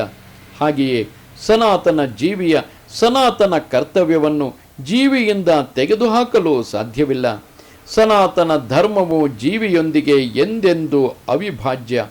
ಆದುದರಿಂದ ನಾವು ಸನಾತನ ಧರ್ಮವನ್ನು ಕುರಿತು ಮಾತನಾಡಿದಾಗ ಶ್ರೀಪಾದ ರಾಮಾನುಜಾಚಾರ್ಯರ ಅಧಿಕಾರವಾಣಿಯಂತೆ ಅದಕ್ಕೆ ಆದಿಯೂ ಇಲ್ಲ, ಅಂತ್ಯವೂ ಇಲ್ಲ ಎಂದು ಭಾವಿಸಬೇಕು. ಆದಿಯಾಗಲಿ ಅಂತ್ಯವಾಗಲಿ ಇಲ್ಲದ್ದು ಒಂದು ಪಂಥಕ್ಕೆ ಸೇರಿರಲು ಸಾಧ್ಯವಿಲ್ಲ. ಏಕೆಂದರೆ ಅದಕ್ಕೆ ಯಾವುದೇ ಎಲ್ಲೆಗಳ ಮಿತಿ ಇರಲು ಸಾಧ್ಯವಿಲ್ಲ. ಯಾವುದಾದರೊಂದು ಪಂಥದ ಶ್ರದ್ಧೆಗೆ ಸೇರಿದವರು ಸನಾತನ ಧರ್ಮವು ಒಂದು ಪಂಥಕ್ಕೆ ಸೇರಿದ್ದು ಎಂದು ತಪ್ಪಾಗಿ ಭಾವಿಸುತ್ತಾರೆ. ಆದರೆ ಈ ವಿಷಯವನ್ನು ಆಳವಾಗಿ ಪರಿಶೀಲಿಸಿ ಆಧುನಿಕ ವಿಜ್ಞಾನದ ಬೆಳಕಿನಲ್ಲಿ ನೋಡಿದರೆ ಸನಾತನ ಧರ್ಮವು ಜಗತ್ತಿನ ಎಲ್ಲ ಜನರಿಗೆ, ಅಷ್ಟೇ ಅಲ್ಲ ವಿಶ್ವದ ಎಲ್ಲ ಜೀವಿಗಳಿಗೆ ಸಂಬಂಧಿಸಿದ್ದು ಎಂದು ತಿಳಿಯುತ್ತದೆ. ಸನಾತನೇತರ ಧಾರ್ಮಿಕ ಶ್ರದ್ಧೆಗೆ ಮಾನವನ ಇತಿಹಾಸದಲ್ಲಿ ಎಲ್ಲಿಯೋ ಪ್ರಾರಂಭವಿರಬೇಕು. ಆದರೆ ಸನಾತನ ಧರ್ಮದ ಇತಿಹಾಸಕ್ಕೆ ಪ್ರಾರಂಭ ಎನ್ನುವುದು ಇಲ್ಲ. ಏಕೆಂದರೆ ಅದು ಜೀವಿಗಳೊಂದಿಗೆ ನಿರಂತರವಾಗಿ ಉಳಿಯುತ್ತದೆ. ಜೀವಿಗಳ ಮಟ್ಟಿಗೆ ಹೇಳುವುದಾದರೆ ಅಧಿಕಾರದಿಂದ ಹೇಳಬಲ್ಲ ಶಾಸ್ತ್ರಗಳು ಜೀವಿಗೆ ಹುಟ್ಟು ಇಲ್ಲ, ಸಾವು ಇಲ್ಲ ಎನ್ನುತ್ತವೆ. ಜೀವಿಯು ಹುಟ್ಟುವುದೇ ಇಲ್ಲ, ಸಾಯುವುದೇ ಇಲ್ಲ ಎಂದು ಗೀತೆಯು ಹೇಳುತ್ತದೆ. ಆತನು ಸನಾತನನು, ಅವಿನಾಶನು. ಅವನ ನಶ್ವರವಾದ ಐಹಿಕ ದೇಹವು ನಾಶವಾದ ಮೇಲೂ ಅವನು ಜೀವಿಸಿಯೇ ಇರುತ್ತಾನೆ. ಸನಾತನ ಧರ್ಮದ ಪರಿಕಲ್ಪನೆಯ ವಿಷಯದಲ್ಲಿ ನಾವು ಸಂಸ್ಕೃತದಲ್ಲಿ ಆ ಪದದ ಮೂಲವನ್ನು ಗಮನಿಸಿ ಧರ್ಮದ ಕಲ್ಪನೆಯನ್ನು ಅರ್ಥ ಮಾಡಿಕೊಳ್ಳಲು ಪ್ರಯತ್ನಿಸಬೇಕು. ಯಾವುದೊಂದು ವಿಶಿಷ್ಟ ವಸ್ತುವಿನೊಂದಿಗೆ ಯಾವುದು ನಿರಂತರವಾಗಿರುತ್ತದೋ ಅದು ಧರ್ಮ. ಬೆಂಕಿಯೊಂದಿಗೆ ಶಾಖವು, ಬೆಳಕು ಇರುತ್ತವೆ ಎಂದು ತಿಳಿದುಕೊಳ್ಳುತ್ತೇವೆ. ಶಾಖ ಮತ್ತು ಬೆಳಕುಗಳಿಲ್ಲದೆ ಬೆಂಕಿ ಎನ್ನುವ ಪದಕ್ಕೆ ಅರ್ಥವೇ ಇಲ್ಲ. ಹಾಗೆಯೇ ಜೀವನ ಸಾರಭೂತವಾದ ಭಾಗವನ್ನು, ಅವನ ನಿರಂತರ ಸಂಗಾತಿಯಾದ ಭಾಗವನ್ನು ನಾವು ಕಂಡುಕೊಳ್ಳಬೇಕು. ಈ ನಿರಂತರ ಸಂಗಾತಿಯೇ ಅವನ ಸನಾತನ ಗುಣ ಮತ್ತು ಆ ಸನಾತನ ಗುಣವೇ ಅವನ ಸನಾತನ ಧರ್ಮ. ಸನಾತನ ಗೋಸ್ವಾಮಿಯವರು ಪ್ರತಿಯೊಂದು ಜೀವನ ಸ್ವರೂಪವನ್ನು ಕುರಿತು ಶ್ರೀ ಚೈತನ್ಯ ಮಹಾಪ್ರಭುಗಳನ್ನು ಪ್ರಶ್ನಿಸಿದಾಗ ಮಹಾಪ್ರಭುಗಳು ದೇವೋತ್ತಮ ಪರಮ ಪುರುಷನ ಸೇವೆಯೇ ಜೀವಿಯ ಸ್ವರೂಪ ಎಂದು ಹೇಳಿದರು. ಚೈತನ್ಯ ಮಹಾಪ್ರಭುಗಳ ಈ ಮಾತನ್ನು ನಾವು ವಿಶ್ಲೇಷಿಸಿ ನೋಡಿದರೆ ಪ್ರತಿಯೊಬ್ಬ ಜೀವಿಯು ಮತ್ತೊಬ್ಬ ಜೀವಿಯ ಸೇವೆಯಲ್ಲೇ ಸದಾ ನಿರತನಾಗಿರುತ್ತಾನೆ ಎಂದು ಸುಲಭವಾಗಿ ಅರ್ಥ ಮಾಡಿಕೊಳ್ಳಬಹುದು. ಒಬ್ಬ ಜೀವಿಯು ಇತರ ಜೀವಿಗಳಲ್ಲಿ ಹಲವು ರೀತಿಗಳಲ್ಲಿ ಸೇವೆ ಸಲ್ಲಿಸುತ್ತಾನೆ. ಹೀಗೆ ಮಾಡುವುದರಿಂದ ಜೀವಿಯು ಬದುಕನ್ನು ಸವಿಯುತ್ತಾನೆ. ಸೇವಕರು ತಮ್ಮ ಒಡೆಯನನ್ನು ಸೇವಿಸುವಂತೆ ಕೆಳಮಟ್ಟದ ಪ್ರಾಣಿಗಳು ಮನುಷ್ಯರನ್ನು ಸೇವಿಸುತ್ತವೆ. ಎ ಎಂಬುವಾತ ತನ್ನ ಒಡೆಯ ಬಿ ಯನ್ನು ಸೇವಿಸುತ್ತಾನೆ. ಬಿ ಎಂಬಾತ ತನ್ನ ಒಡೆಯ ಸಿ ಯನ್ನು ಸೇವಿಸುತ್ತಾನೆ. ಸಿ ಎಂಬಾತ ತನ್ನ ಒಡೆಯ ಡಿ ಎಂಬುವನನ್ನು ಸೇವಿಸುತ್ತಾನೆ ಇತ್ಯಾದಿ. ಈ ಸನ್ನಿವೇಶದಲ್ಲಿ ಒಬ್ಬ ಸ್ನೇಹಿತನು ಮತ್ತೊಬ್ಬ ಸ್ನೇಹಿತನನ್ನು ಸೇವಿಸುತ್ತಾನೆ. ತಾಯಿಯು ಮಗನನ್ನು ಸೇವಿಸುತ್ತಾಳೆ. ಹೆಂಡತಿಯು ಗಂಡನನ್ನು ಸೇವಿಸುತ್ತಾಳೆ. ಗಂಡನು ಹೆಂಡತಿಯನ್ನು ಸೇವಿಸುತ್ತಾನೆ ಇತ್ಯಾದಿ. ಇದೇ ರೀತಿಯಲ್ಲಿ ನಾವು ಹುಡುಕುತ್ತಾ ಹೋದರೆ ಜೀವಿಗಳ ಸಮಾಜದಲ್ಲಿ ಸೇವೆಯ ಕಾರ್ಯಕ್ಕೆ ಹೊರತಾದ ಜೀವ ಎನ್ನುವುದೇ ಇಲ್ಲ. ಇದನ್ನು ನಾವು ಕಾಣುತ್ತೇವೆ. ತನ್ನ ಸೇವಾ ಸಾಮರ್ಥ್ಯದಲ್ಲಿ ಜನತೆಗೆ ನಂಬಿಕೆಯನ್ನು ಹುಟ್ಟಿಸುವುದಕ್ಕೋಸ್ಕರ ರಾಜಕಾರಣಿಯು ತನ್ನ ಪ್ರಣಾಳಿಕೆಯನ್ನು ಪ್ರಕಟಿಸುತ್ತಾನೆ. ಆತನು ಸಮಾಜಕ್ಕೆ ಮೌಲಿಕವಾದ ಸೇವೆಯನ್ನು ಮಾಡುತ್ತಾನೆ ಎಂದು ನಂಬಿ ಮತದಾರರು ರಾಜಕಾರಣಿಗೆ ತಮ್ಮ ಮೌಲಿಕವಾದ ಮತಗಳನ್ನು ನೀಡುತ್ತಾರೆ. ಅಂಗಡಿಯವನು ಗಿರಾಕಿಯ ಸೇವೆ ಮಾಡುತ್ತಾನೆ.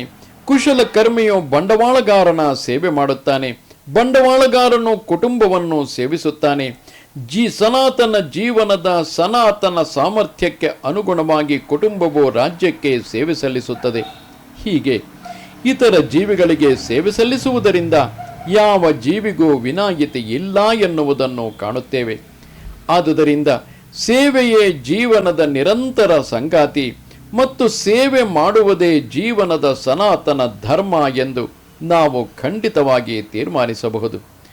ಆದರೂ ಮನುಷ್ಯನು ಒಂದು ನಿರ್ದಿಷ್ಟ ಕಾಲದಲ್ಲಿ ಒಂದು ನಿರ್ದಿಷ್ಟ ಬಗೆಯ ಶ್ರದ್ಧೆಗೆ ತಾನು ಸೇರಿದವನು ಎಂದು ಹೇಳುತ್ತಾನೆ ಮತ್ತು ತಾನು ಒಬ್ಬ ಹಿಂದೂ, ಮುಸ್ಲಿಂ, ಕ್ರೈಸ್ತ, ಬೌದ್ಧ ಅಥವಾ ಬೇರಾವುದೋ ಪಂಥವನ್ನು ಅನುಸರಿಸುತ್ತೇನೆ ಎಂದು ಹೇಳಿಕೊಳ್ಳುತ್ತಾನೆ. ಇಂತಹವು ಸನಾತನ ಧರ್ಮೇತರ ಹೆಸರುಗಳು. ಹಿಂದೂ ಒಬ್ಬನು ತನ್ನ ಮತವನ್ನು ಬದಲಾಯಿಸಿ ಮುಸ್ಲಿಂ ಆಗಬಹುದು, ಅಥವಾ ಮುಸ್ಲಿಮನೊಬ್ಬನು ತನ್ನ ಮತವನ್ನು ಬದಲಾಯಿಸಿ ಹಿಂದೂ ಆಗಬಹುದು, ಅಥವಾ ಕ್ರೈಸ್ತನೊಬ್ಬ ತನ್ನ ಮತವನ್ನು ಬದಲಾಯಿಸಬಹುದು ಇತ್ಯಾದಿ. ಆದರೆ ಯಾವುದೇ ಸನ್ನಿವೇಶದಲ್ಲಿಯೂ ಮತದ ಬದಲಾವಣೆಯು ಇತರರ ಸೇವೆ ಮಾಡುವ ಸನಾತನ ಧರ್ಮದ ಮೇಲೆ ಪ್ರಭಾವ ಬೀರುವುದಿಲ್ಲ. ಯಾವುದೇ ಸನ್ನಿವೇಶದಲ್ಲಿಯೂ ಹಿಂದೂ, ಮುಸ್ಲಿಂ ಅಥವಾ ಕ್ರೈಸ್ತನು ಮತ್ತೊಬ್ಬನ ಸೇವಕ. ಆದುದರಿಂದ ಯಾವುದೋ ಒಂದು ಮತಕ್ಕೆ ಸೇರಿದವನು ಎಂದು ಹೇಳಿಕೊಂಡರೆ ಸನಾತನ ಧರ್ಮಕ್ಕೆ ಸೇರಿದವನು ಎಂದಲ್ಲ. ಸೇವೆ ಮಾಡುವುದೇ ಸನಾತನ ಧರ್ಮ. ವಾಸ್ತವವಾಗಿ ನಮಗೆ ಭಗವಂತನೊಡನೆ ಸೇವೆಯ ಬಾಂಧವ್ಯವಿದೆ. ಭಗವಂತನೇ ಪರಮ ಭೋಕ್ತಾರ. ಜೀವಿಗಳಾದ ನಾವೆಲ್ಲ ಅವನ ಸೇವಕರು. ನಾವೆಲ್ಲ ಸೃಷ್ಟಿಯಾಗಿರುವುದು ಅವನ ಭೋಗಕ್ಕಾಗಿಯೇ. ಆ ದೇವೋತ್ತಮ ಪರಮ ಪುರುಷನ ಸನಾತನ ಭೋಗದಲ್ಲಿ ನಾವು ಭಾಗಿಗಳಾದರೆ ನಾವು ಸುಖಿಗಳಾಗುತ್ತೇವೆ. ಬೇರೆ ರೀತಿಯಲ್ಲಿ ನಾವು ಸುಖಿಗಳಾಗುವುದು ಸಾಧ್ಯವಿಲ್ಲ. ಹೊಟ್ಟೆಯೊಡನೆ ಸಹಕರಿಸದೆ ದೇಹದ ಯಾವುದೇ ಭಾಗವು ಹೇಗೆ ಸುಖಿಯಾಗಲು ಸಾಧ್ಯವಿಲ್ಲವೋ ಹಾಗೆಯೇ ನಾವು ಸ್ವತಂತ್ರವಾಗಿ ಸುಖಿಗಳಾಗುವುದು ಸಾಧ್ಯವಿಲ್ಲ. ಭಗವಂತನಿಗೆ ಅಲೌಕಿಕವಾದ ಪ್ರೀತಿಯ ಸೇವೆಯನ್ನು ಅರ್ಪಿಸದೆ ಜೀವಿಯು ಸುಖಿಯಾಗಲಾರ. ಭಗವದ್ಗೀತೆಯು ಬೇರೆ ದೇವತೆಗಳನ್ನು ಪೂಜಿಸುವುದನ್ನಾಗಲಿ ಅವರನ್ನು ಸೇವಿಸುವುದನ್ನಾಗಲಿ ಅನುಮೋದಿಸುವುದಿಲ್ಲ. 7ನೇ ಅಧ್ಯಾಯದ 20ನೇ ಶ್ಲೋಕದಲ್ಲಿ ಹೀಗೆ ಹೇಳಿದೆ: ಕಾಮೈಸ್ತೈಸ್ತೈರ್ ಕೃತಜ್ಞಾನ ಪ್ರಪದ್ಯಂತೇನ್ಯ ದೇವತಾಃ ತಂ ತಂ ನಿಯಮಂ ಆಸ್ಥಾಯ ಪ್ರಕೃತ್ಯ ನಿಯತಾ ಸ್ವಯ. ಐಹಿಕ ಬಯಕೆಗಳು ಯಾರ ಬುದ್ಧಿಶಕ್ತಿಯನ್ನು ಅಪಹರಿಸಿರುತ್ತವೆಯೋ ಅವರು ಅನ್ಯ ದೇವತೆಗಳಿಗೆ ಶರಣಾಗುತ್ತಾರೆ ಮತ್ತು ತಮ್ಮ ತಮ್ಮ ಪ್ರಕೃತಿಗೆ ಅನುಗುಣವಾಗಿ ಪೂಜೆಯ ನಿಯಮಗಳನ್ನು ಅನುಸರಿಸುತ್ತಾರೆ. ಕಾಮವನ್ನು ಅನುಸರಿಸುವವರು ಮಾತ್ರ ದೇವತೆಗಳನ್ನು ಪೂಜೆ ಮಾಡುತ್ತಾರೆ. ಪರಮ ಪ್ರಭು ಶ್ರೀಕೃಷ್ಣನನ್ನು ಪೂಜೆ ಮಾಡುವುದಿಲ್ಲ ಎಂದು ಇಲ್ಲಿ ಸ್ಪಷ್ಟವಾಗಿ ಹೇಳಿದೆ. ನಾವು ಕೃಷ್ಣನ ಹೆಸರನ್ನು ಹೇಳಿದಾಗ ಯಾವುದೇ ಒಂದು ಪಂಥದವರು ಕೊಟ್ಟಿರುವ ಹೆಸರನ್ನು ಹೇಳುತ್ತಿಲ್ಲ. ಕೃಷ್ಣ ಎಂದರೆ ಅತ್ಯುನ್ನತ ಆನಂದ, ಭಗವಂತನೇ ಎಲ್ಲ ಆನಂದದ ಸಾಗರ, ಎಲ್ಲ ಆನಂದದ ಭಂಡಾರ ಎಂದು ದೃಢಪಡಿಸಿದೆ. ನಾವೆಲ್ಲ ಆನಂದಕ್ಕಾಗಿ ಹಾತೊರೆಯುತ್ತೇವೆ. ಆನಂದಮಯೋಭ್ಯಾಸಾತ್ ವೇದಾಂತ ಸೂತ್ರದಲ್ಲಿ ಹೇಳಿರುವಂತೆ ಭಗವಂತನಂತೆ ಜೀವಿಗಳು ಪ್ರಜ್ಞಾಭರಿತರು ಮತ್ತು ಅವರು ಸುಖವನ್ನು ಅರಸುತ್ತಾರೆ. ಭಗವಂತನು ಸದಾ ಆನಂದಮಯನು.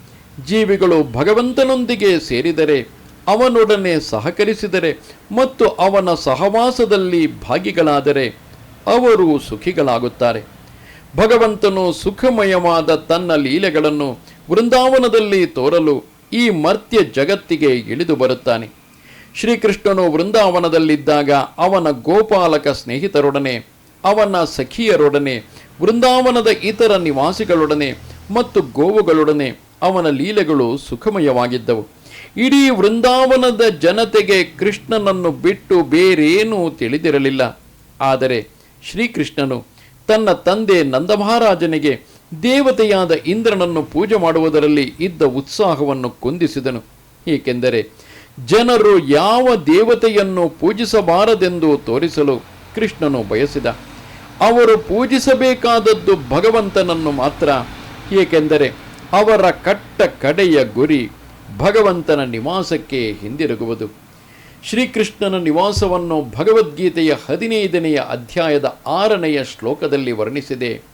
ನ ತದ್ಭಾಸಯತೆ ಸೂರ್ಯೋ ನ ಶಶಾಂಕೋ ನ ಪಾವಕಃ ಯದ್ಗತ್ವಾನ್ ನಿವರ್ತಂತೆ ತದ್ಧಾಮ ಪರಮಂ ಮಮ. ಈ ನನ್ನ ಪರಮಧಾಮವನ್ನು ಸೂರ್ಯನಾಗಲಿ, ಚಂದ್ರನಾಗಲಿ, ಅಗ್ನಿಯಾಗಲಿ, ವಿದ್ಯುತ್ ಶಕ್ತಿಯಾಗಲಿ ಬೆಳಗುವುದಿಲ್ಲ. ಅದನ್ನು ಸೇರಿದವರು ಈ ಐಹಿಕ ಜಗತ್ತಿಗೆ ಹಿಂದಕ್ಕೆ ಬರುವುದೇ ಇಲ್ಲ. ಈ ಶ್ಲೋಕವು ಸನಾತನ ಗಗನವನ್ನು ವರ್ಣಿಸುತ್ತದೆ. ನಿಜ, ಆಕಾಶದ ಐಹಿಕ ಪರಿಕಲ್ಪನೆಯೊಂದು ನಮಗಿದೆ. ಅದನ್ನು ಕುರಿತು ಯೋಚಿಸುವಾಗ ಸೂರ್ಯ, ಚಂದ್ರ, ನಕ್ಷತ್ರ ಮುಂತಾದವುಗಳಿಗೆ ಸಂಬಂಧಿಸಿದಂತೆ ಯೋಚಿಸುತ್ತೇವೆ.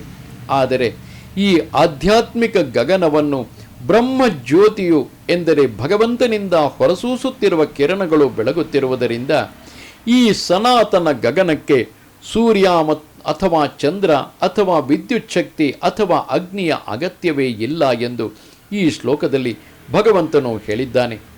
ನಾವು ಇತರ ಗ್ರಹಗಳನ್ನು ತಲುಪಲು ಕಷ್ಟದಿಂದ ಪ್ರಯತ್ನಿಸುತ್ತಿದ್ದೇವೆ. ಆದರೆ ಭಗವಂತನ ನಿವಾಸವನ್ನು ಅರ್ಥ ಮಾಡಿಕೊಳ್ಳಲು ಕಷ್ಟಪಡಲೇಬೇಕಾಗಿಲ್ಲ.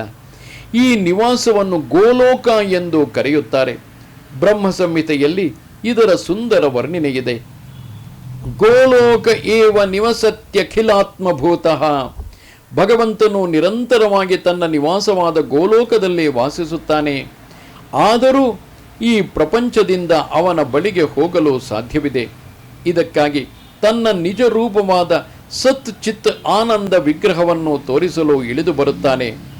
ಈ ರೂಪವನ್ನು ತೋರಿದಾಗ ಅವನು ಹೇಗೆ ಕಾಣಿಸುತ್ತಾನೆ ಎಂದು ನಾವು ಕಲ್ಪಿಸಿಕೊಳ್ಳುವ ಅಗತ್ಯವೇ ಇಲ್ಲ. ಅಂತಹ ಕಲ್ಪನೆಯ ಊಹೆಗಳಿಗೆ ಪ್ರೋತ್ಸಾಹ ಕೊಡದಿರಲು ಭಗವಂತನು ಇಳಿದು ಬರುತ್ತಾನೆ ಮತ್ತು ತಾನು ಇರುವಂತೆ ಶ್ಯಾಮ ಸುಂದರನಾಗಿ ಕಾಣಿಸಿಕೊಳ್ಳುತ್ತಾನೆ. ಆದರೆ ದುರದೃಷ್ಟದಿಂದ ಆತನು ನಮ್ಮಲ್ಲಿ ಒಬ್ಬನಾಗಿ ಮಾನವನಂತೆ ಲೀಲೆಗಳನ್ನು ಮೆರೆಯುವುದರಿಂದ ಸಾಕಷ್ಟು ಬುದ್ಧಿ ಇಲ್ಲದವರು ಅವನನ್ನು ಹಾಸ್ಯ ಮಾಡುತ್ತಾರೆ. ಆದರೆ ಈ ಕಾರಣಕ್ಕಾಗಿ ನಾವು ಅವನು ನಮ್ಮಲ್ಲಿ ಒಬ್ಬನು ಎಂದು ಭಾವಿಸಬಾರದು. ಅವನು ಸರ್ವಶಕ್ತನಾದದ್ದರಿಂದಲೇ ನಮ್ಮ ಮುಂದೆ ತನ್ನ ನಿಜವಾದ ರೂಪವನ್ನು ಮೆರೆದು ತನ್ನ ಲೀಲೆಗಳನ್ನು ತೋರುತ್ತಾನೆ. ಇವು ಅವನ ನಿವಾಸದಲ್ಲಿನ ಲೀಲೆಗಳ ಪ್ರತಿರೂಪಗಳಾಗಿರುತ್ತವೆ. ಆಧ್ಯಾತ್ಮಿಕ ಗಗನದ ಪ್ರಜ್ವಲಿಸುವ ಕಿರಣಗಳಲ್ಲಿ ಅಸಂಖ್ಯಾತ ಗ್ರಹಗಳು ತೇಲುತ್ತಿರುತ್ತವೆ. ಬ್ರಹ್ಮಜ್ಯೋತಿಯು ಪರಮ ನಿವಾಸವಾದ ಕೃಷ್ಣಲೋಕದಿಂದ ಹೊರಸೂಸುತ್ತದೆ. ಜಡ ವಸ್ತುವಿನಿಂದ ಮಾಡಲ್ಪಟ್ಟಿರದ ಆನಂದಮಯ ಮತ್ತು ಚಿನ್ಮಯ ಗ್ರಹಗಳು ಈ ಕಿರಣಗಳಲ್ಲಿ ತೇಲುತ್ತವೆ. ಭಗವಂತನು ನ ತದ್ಭಾಸಯತೆ ಸೂರ್ಯೋ ನ ಶಶಾಂಕೋ ನ ಪಾವಕಃ ಯದ್ಗತ್ವಾನ್ ನಿವರ್ತಂತೆ ತದ್ಧಾಮ ಪರಮಂ ಮಮ ಎಂದು ಹೇಳುತ್ತಾನೆ. ಈ ಆಧ್ಯಾತ್ಮಿಕ ಗಗನವನ್ನು ಸೇರಬಲ್ಲ ಯಾರೂ ಮತ್ತೆ ಐಹಿಕ ಆಕಾಶಕ್ಕೆ ಇಳಿದು ಬರಬೇಕಾಗಿಲ್ಲ. ಚಂದ್ರನ ಮಾತಿರಲಿ, ನಾವು ಐಹಿಕ ಆಕಾಶದಲ್ಲಿ ಅತ್ಯುನ್ನತ ಗ್ರಹವಾದ ಬ್ರಹ್ಮಲೋಕವನ್ನೇ ತಲುಪಿದರೂ ಹುಟ್ಟು, ಸಾವು, ರೋಗ, ಮುಪ್ಪು, ಬದುಕಿನ ಇದೇ ಸ್ಥಿತಿಗಳನ್ನು ಕಾಣುತ್ತೇವೆ. ಐಹಿಕ ಅಸ್ತಿತ್ವದ ಈ 4 ತತ್ವಗಳಿಂದ ಐಹಿಕ ವಿಶ್ವದ ಯಾವ ಗ್ರಹವೂ ಹೊರತಾಗಿಲ್ಲ. ಜೀವಿಗಳು ಒಂದು ಗ್ರಹದಿಂದ ಇನ್ನೊಂದು ಗ್ರಹಕ್ಕೆ ಸಾಗುತ್ತಿರುತ್ತಾರೆ. ಆದರೆ ಯಾಂತ್ರಿಕ ಏರ್ಪಾಡಿನಿಂದ ಇಷ್ಟ ಬಂದ ಗ್ರಹಕ್ಕೆ ನಾವು ಹೋಗಬಹುದು ಎಂದೇನೂ ಅಲ್ಲ. ನಾವು ಬೇರೆ ಗ್ರಹಗಳಿಗೆ ಹೋಗಲು ಅಪೇಕ್ಷಿಸಿದರೆ ಅದಕ್ಕೊಂದು ಕ್ರಮವಿದೆ. ಅದನ್ನು ಹೀಗೆ ಹೇಳಿದೆ: ಯಾಂತಿ ದೇವ ವೃತಾ ದೇವಾನ್ ಪಿತೃನ್ ಯಾಂತಿ ಪಿತೃವ್ರತಾಹ. ನಾವು ಅಂತರ್ಗ್ರಹ ಪ್ರಯಾಣ ಮಾಡಲು ಯಾವುದೇ ಯಂತ್ರಗಳ ವ್ಯವಸ್ಥೆಯ ಅಗತ್ಯವಿಲ್ಲ. ಗೀತೆಯು ಉಪದೇಶಿಸುತ್ತದೆ, ಯಾಂತಿ ದೇವ ವೃತಾ ದೇವಾನ್. ಸೂರ್ಯ, ಚಂದ್ರ ಮತ್ತು ಉನ್ನತ ಗ್ರಹಗಳಿಗೆ ಸ್ವರ್ಗಲೋಕವೆಂದು ಹೆಸರು. ಗ್ರಹಗಳಲ್ಲಿ 3 ಹಂತಗಳುಂಟು: ಊರ್ಧ್ವ, ಮಧ್ಯ ಮತ್ತು ಅಧೋಲೋಕಗಳು. ಭೂಮಿಯು ಮಧ್ಯ ವ್ಯವಸ್ಥೆಗೆ ಸೇರಿದೆ. ದೇವಲೋಕಕ್ಕೆ ಪ್ರಯಾಣ ಮಾಡುವುದು ಹೇಗೆಂಬುದನ್ನು ಭಗವದ್ಗೀತೆಯು ಒಂದು ಸರಳ ಸೂತ್ರದಿಂದ ತಿಳಿಸಿಕೊಡುತ್ತದೆ. ಯಾಂತಿ ದೇವ ವೃತಾ ದೇವಾನ್. ಆ ಗ್ರಹದ ಅಭಿಮಾನಿ ದೇವತೆಯನ್ನು ಪೂಜಿಸಿದರೆ ಸಾಕು. ಈ ರೀತಿಯಲ್ಲಿ ಸೂರ್ಯ, ಚಂದ್ರ ಅಥವಾ ಬೇರಾವುದೋ ಊರ್ಧ್ವಲೋಕಕ್ಕೆ ಹೋಗಬಹುದು.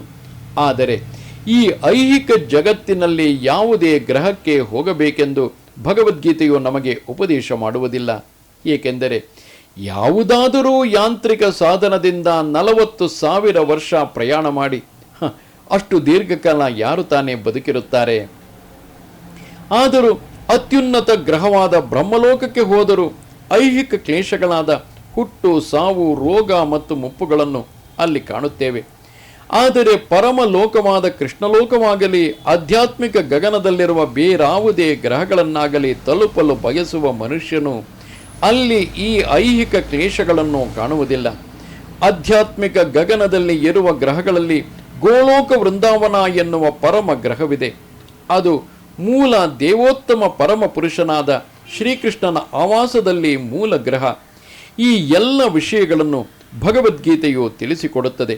ಈ ತಿಳುವಳಿಕೆಯ ಮೂಲಕ ಈ ಐಹಿಕ ಜಗತ್ತನ್ನು ಬಿಟ್ಟು ಆಧ್ಯಾತ್ಮಿಕ ಗಗನದಲ್ಲಿ ನಿಜವಾಗಿಯೂ ಆನಂದಮಯವಾದ ಬದುಕನ್ನು ಪ್ರಾರಂಭಿಸುವುದು ಹೇಗೆ ಎನ್ನುವ ಮಾಹಿತಿಯನ್ನು ಅದು ನಮಗೆ ಕೊಟ್ಟಿದೆ. ಭಗವದ್ಗೀತೆಯ 15ನೆಯ ಅಧ್ಯಾಯದಲ್ಲಿ ಐಹಿಕ ಪ್ರಪಂಚದ ನಿಜವಾದ ಚಿತ್ರವನ್ನು ಕೊಟ್ಟಿದೆ. ಅಲ್ಲಿ ಹೀಗೆ ಹೇಳಿದೆ: ಊರ್ಧ್ವಮೂಲಮಧಃಶಾಖಂ ಅಶ್ವತ್ಥಂ ಪ್ರಾಹುರವ್ಯಯಂ ಛಂದಾಂಸಿ ಯಸ್ಯ ಪರ್ಣಾನಿ ಯಸ್ತಂ ವೇದ ಸ ವೇದವಿತ್. ಮೇಲ್ಭಾಗದಲ್ಲಿ ಬೇರುಗಳು, ಕೆಳಭಾಗದಲ್ಲಿ ರೆಂಬೆಗಳು ಇರುವ ಒಂದು ಮರಕ್ಕೆ ಐಹಿಕ ಜಗತ್ತನ್ನು ಹೋಲಿಸಲಾಗಿದೆ. ಬೇರುಗಳು ಮೇಲಿರುವ ಮರದ ಅನುಭವ ನಮಗಿದೆ. ಒಂದು ನದಿಯ ಅಥವಾ ಜಲಾಶಯದ ದಡದಲ್ಲಿ ಮೇಲೆ ನಿಂತವನು ನೀರಿನಲ್ಲಿ ಪ್ರತಿಬಿಂಬ ಕಾಣುವ ಮರಗಳು ತಲೆಕೆಳಗಾಗಿವೆ ಎಂದು ಕಾಣುತ್ತಾನೆ. ಕೊಂಬೆಗಳು ಕೆಳಕ್ಕೆ ಹೋಗುತ್ತವೆ ಮತ್ತು ಬೇರುಗಳು ಮೇಲೆ ಹೋಗುತ್ತವೆ. ಇದೇ ರೀತಿಯಲ್ಲಿ ಐಹಿಕ ಪ್ರಪಂಚವು ಆಧ್ಯಾತ್ಮಿಕ ಪ್ರಪಂಚದ ಪ್ರತಿಬಿಂಬ. ಐಹಿಕ ಜಗತ್ತು ವಾಸ್ತವಿಕತೆಯ ಪ್ರತಿಬಿಂಬ ಮಾತ್ರ. ಪ್ರತಿಬಿಂಬದಲ್ಲಿ ವಾಸ್ತವವಾಗಲಿ ಸಾರವಾಗಲಿ ಇಲ್ಲ. ಆದರೆ ಪ್ರತಿಬಿಂಬದಿಂದಾಗಿ ಸಾರ ಎನ್ನುವುದು, ವಾಸ್ತವತೆ ಎನ್ನುವುದು ಉಂಟು ಎಂದು ನಾವು ಅರ್ಥ ಮಾಡಿಕೊಳ್ಳಬಹುದು. ಮರಳುಗಾಡಿನಲ್ಲಿ ನೀರಿಲ್ಲ, ಆದರೆ ಮರೀಚಿಕೆಯು ನೀರು ಎನ್ನುವ ವಸ್ತು ಉಂಟು ಎನ್ನುವುದನ್ನು ಸೂಚಿಸುತ್ತದೆ. ಐಹಿಕ ಜಗತ್ತಿನಲ್ಲಿ ನೀರಿಲ್ಲ, ಸುಖವಿಲ್ಲ, ಆದರೆ ಸುಖದ ವಾಸ್ತವವಾದ ನೀರು ಆಧ್ಯಾತ್ಮಿಕ ಜಗತ್ತಿನಲ್ಲಿ ಉಂಟು. ನಾವು ಆಧ್ಯಾತ್ಮಿಕ ಜಗತ್ತನ್ನು ಈ ರೀತಿಯಲ್ಲಿ ಸೇರಬಹುದೆಂದು ಭಗವಂತನು ಸೂಚಿಸುತ್ತಾನೆ. ಈ ಗೀತೆಯ ಅಧ್ಯಾಯದಲ್ಲಿ ನಿರ್ಮಾಣ ಮೋಹ ಜಿತ ಸಂಗ ದೋಷ ಅಧ್ಯಾತ್ಮ ನಿತ್ಯ ವಿನಿವೃತ್ತ ಕಾಮಾ ದ್ವಂದ್ವೈರ್ವಿಮುಕ್ತ ಸುಖ ದುಃಖ ಸಂಜ್ಞೈರ್ ಗಚ್ಚಂತ್ಯ ಮೂಢ ಪದಮವ್ಯಯಂ ತತ್. ನಿರ್ಮಾಣ ಮೋಹ ಆದವನು ಪದಂ ಅವ್ಯಯಂ ಅನ್ನು, ಅಂದರೆ ಸನಾತನ ರಾಜ್ಯವನ್ನು ಸೇರಬಲ್ಲ. ಹೀಗೆಂದರೆ ಹಾಗೆಂದರೆ ಅರ್ಥವೇನು? ನಮಗೆ ಸ್ಥಾನಗಳ ಹೆಸರುಗಳ ಮೋಹ, ಒಬ್ಬನಿಗೆ ಸರ್ ಎಂದು ಕರೆಸಿಕೊಳ್ಳುವ ಆಸೆ, ಮತ್ತೊಬ್ಬನಿಗೆ ಲಾರ್ಡ್ ಆಗುವ ಆಸೆ, ಮತ್ತೊಬ್ಬನಿಗೆ ಅಧ್ಯಕ್ಷನಾಗುವ, ಶ್ರೀಮಂತನಾಗುವ ಅಥವಾ ರಾಜನಾಗುವ, ಇಲ್ಲವೇ ಬೇರೇನೋ ಆಗುವ ಬಯಕೆ. ಈ ಸ್ಥಾನಗಳ ಹೆಸರುಗಳಿಗೆ ಅಂಟಿಕೊಂಡಿರುವಷ್ಟು ಕಾಲವು ನಾವು ದೇಹಕ್ಕೆ ಅಂಟಿಕೊಂಡಿರುತ್ತೇವೆ. ಏಕೆಂದರೆ ಈ ಸ್ಥಾನ ನಾಮಗಳು ದೇಹಕ್ಕೆ ಸೇರಿದವು. ಆದರೆ ನಾವು ದೇಹಗಳಲ್ಲ. ಇದರ ಅರಿವೇ ಆಧ್ಯಾತ್ಮಿಕ ಅರಿವಿನಲ್ಲಿ ಮೊದಲ ಹೆಜ್ಜೆ. ನಮಗೆ ತ್ರಿವಿಧ ಪ್ರಕೃತಿ ಗುಣಗಳ ಸಂಬಂಧವಿದೆ. ಆದ್ದರಿಂದ ನಾವು ಭಗವಂತನ ಭಕ್ತಿ ಸೇವೆಯ ಮೂಲಕ ನಿರ್ಮಾಣ ಮೋಹರಾಗಬೇಕು. ನಾವು ಭಗವಂತನ ಭಕ್ತಿ ಸೇವೆಗೆ ಅಂಟಿಕೊಳ್ಳದಿದ್ದರೆ ತ್ರಿವಿಧ ಪ್ರಕೃತಿ ಗುಣಗಳಿಂದ ದೂರವಾಗಲಾರೆವು. ಸ್ಥಾನ ನಾಮಗಳಿಗೂ ಮೋಹಗಳಿಗೂ ನಮ್ಮ ಕಾಮ ಮತ್ತು ಅಪೇಕ್ಷೆಗಳೇ ಕಾರಣ. ಪ್ರಕೃತಿ ಗುಣಗಳ ಮೇಲೆ ಯಜಮಾನಿಕೆಯನ್ನು ತೋರುವ ಅಪೇಕ್ಷೆಯೇ ಕಾರಣ. ಪ್ರಕೃತಿ ಗುಣಗಳ ಮೇಲೆ ಯಜಮಾನಿಕೆಯನ್ನು ಪ್ರದರ್ಶಿಸುವ ಪ್ರವೃತ್ತಿಯನ್ನು ನಾವು ಬಿಟ್ಟು ಕೊಡುವವರೆಗೆ ಭಗವದ್ಧಾಮಕ್ಕೆ ಹಿಂದಿರುಗುವ ಸಾಧ್ಯತೆಯೇ ಇಲ್ಲ. ಹುಸಿ ಐಹಿಕ ಭೋಗಗಳ ಆಕರ್ಷಣೆಯಿಂದ ದಿಗ್ಭ್ರಮೆಯಾಗದವನು ಮಾತ್ರ, ಭಗವಂತನ ಸೇವೆಯಲ್ಲಿ ನಿಷ್ಠನಾದವನು ಮಾತ್ರ ಎಂದೂ ನಾಶವಾಗದ ಆ ಸನಾತನ ರಾಜ್ಯದ ಬಳಿ ಹೋಗಬಲ್ಲ. ಹೀಗೆ ನಿಷ್ಠನಾದವನು ಸುಲಭವಾಗಿ ಪರಂಧಾಮದ ಬಳಿ ಸಾರಬಲ್ಲ.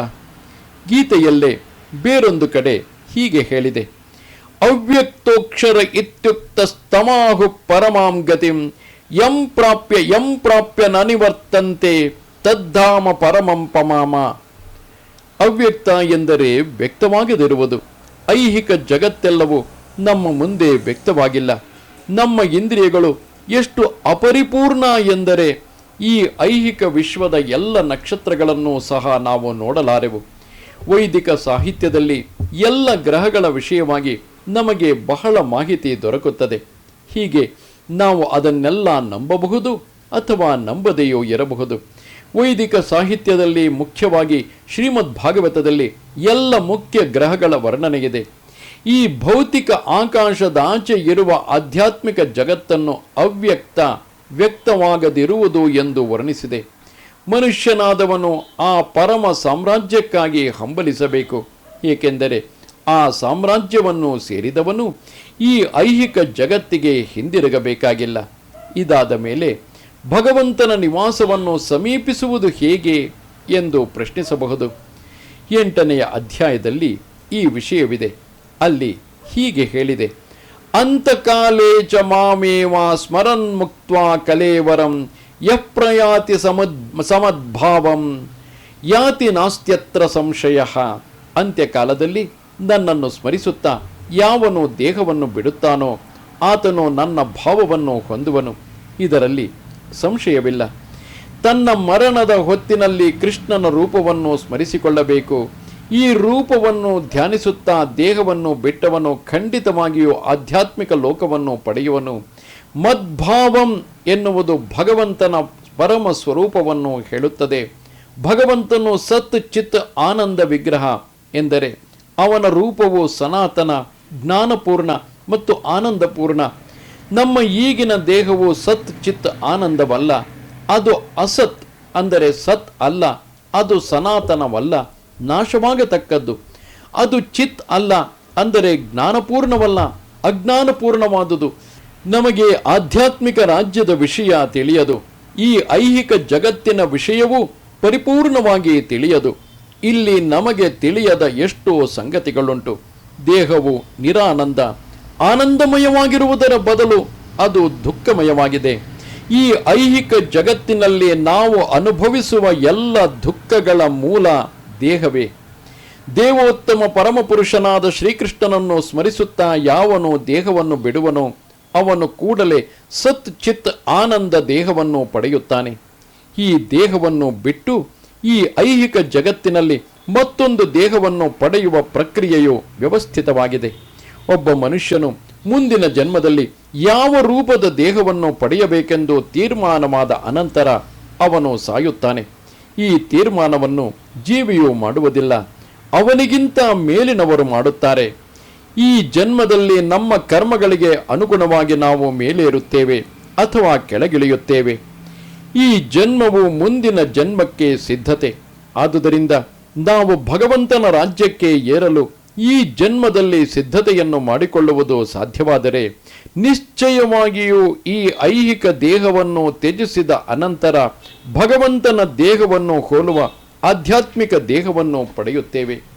ಹಿಂದೆಯೇ ವಿವರಿಸಿದಂತೆ ಆಧ್ಯಾತ್ಮಿಕವಾದಿಗಳಲ್ಲಿ ಬ್ರಹ್ಮವಾದಿ, ಪರಮಾತ್ಮವಾದಿ ಮತ್ತು ಭಕ್ತ ಹೀಗೆ ಬೇರೆ ಬೇರೆ ವರ್ಗಗಳವರಿದ್ದಾರೆ.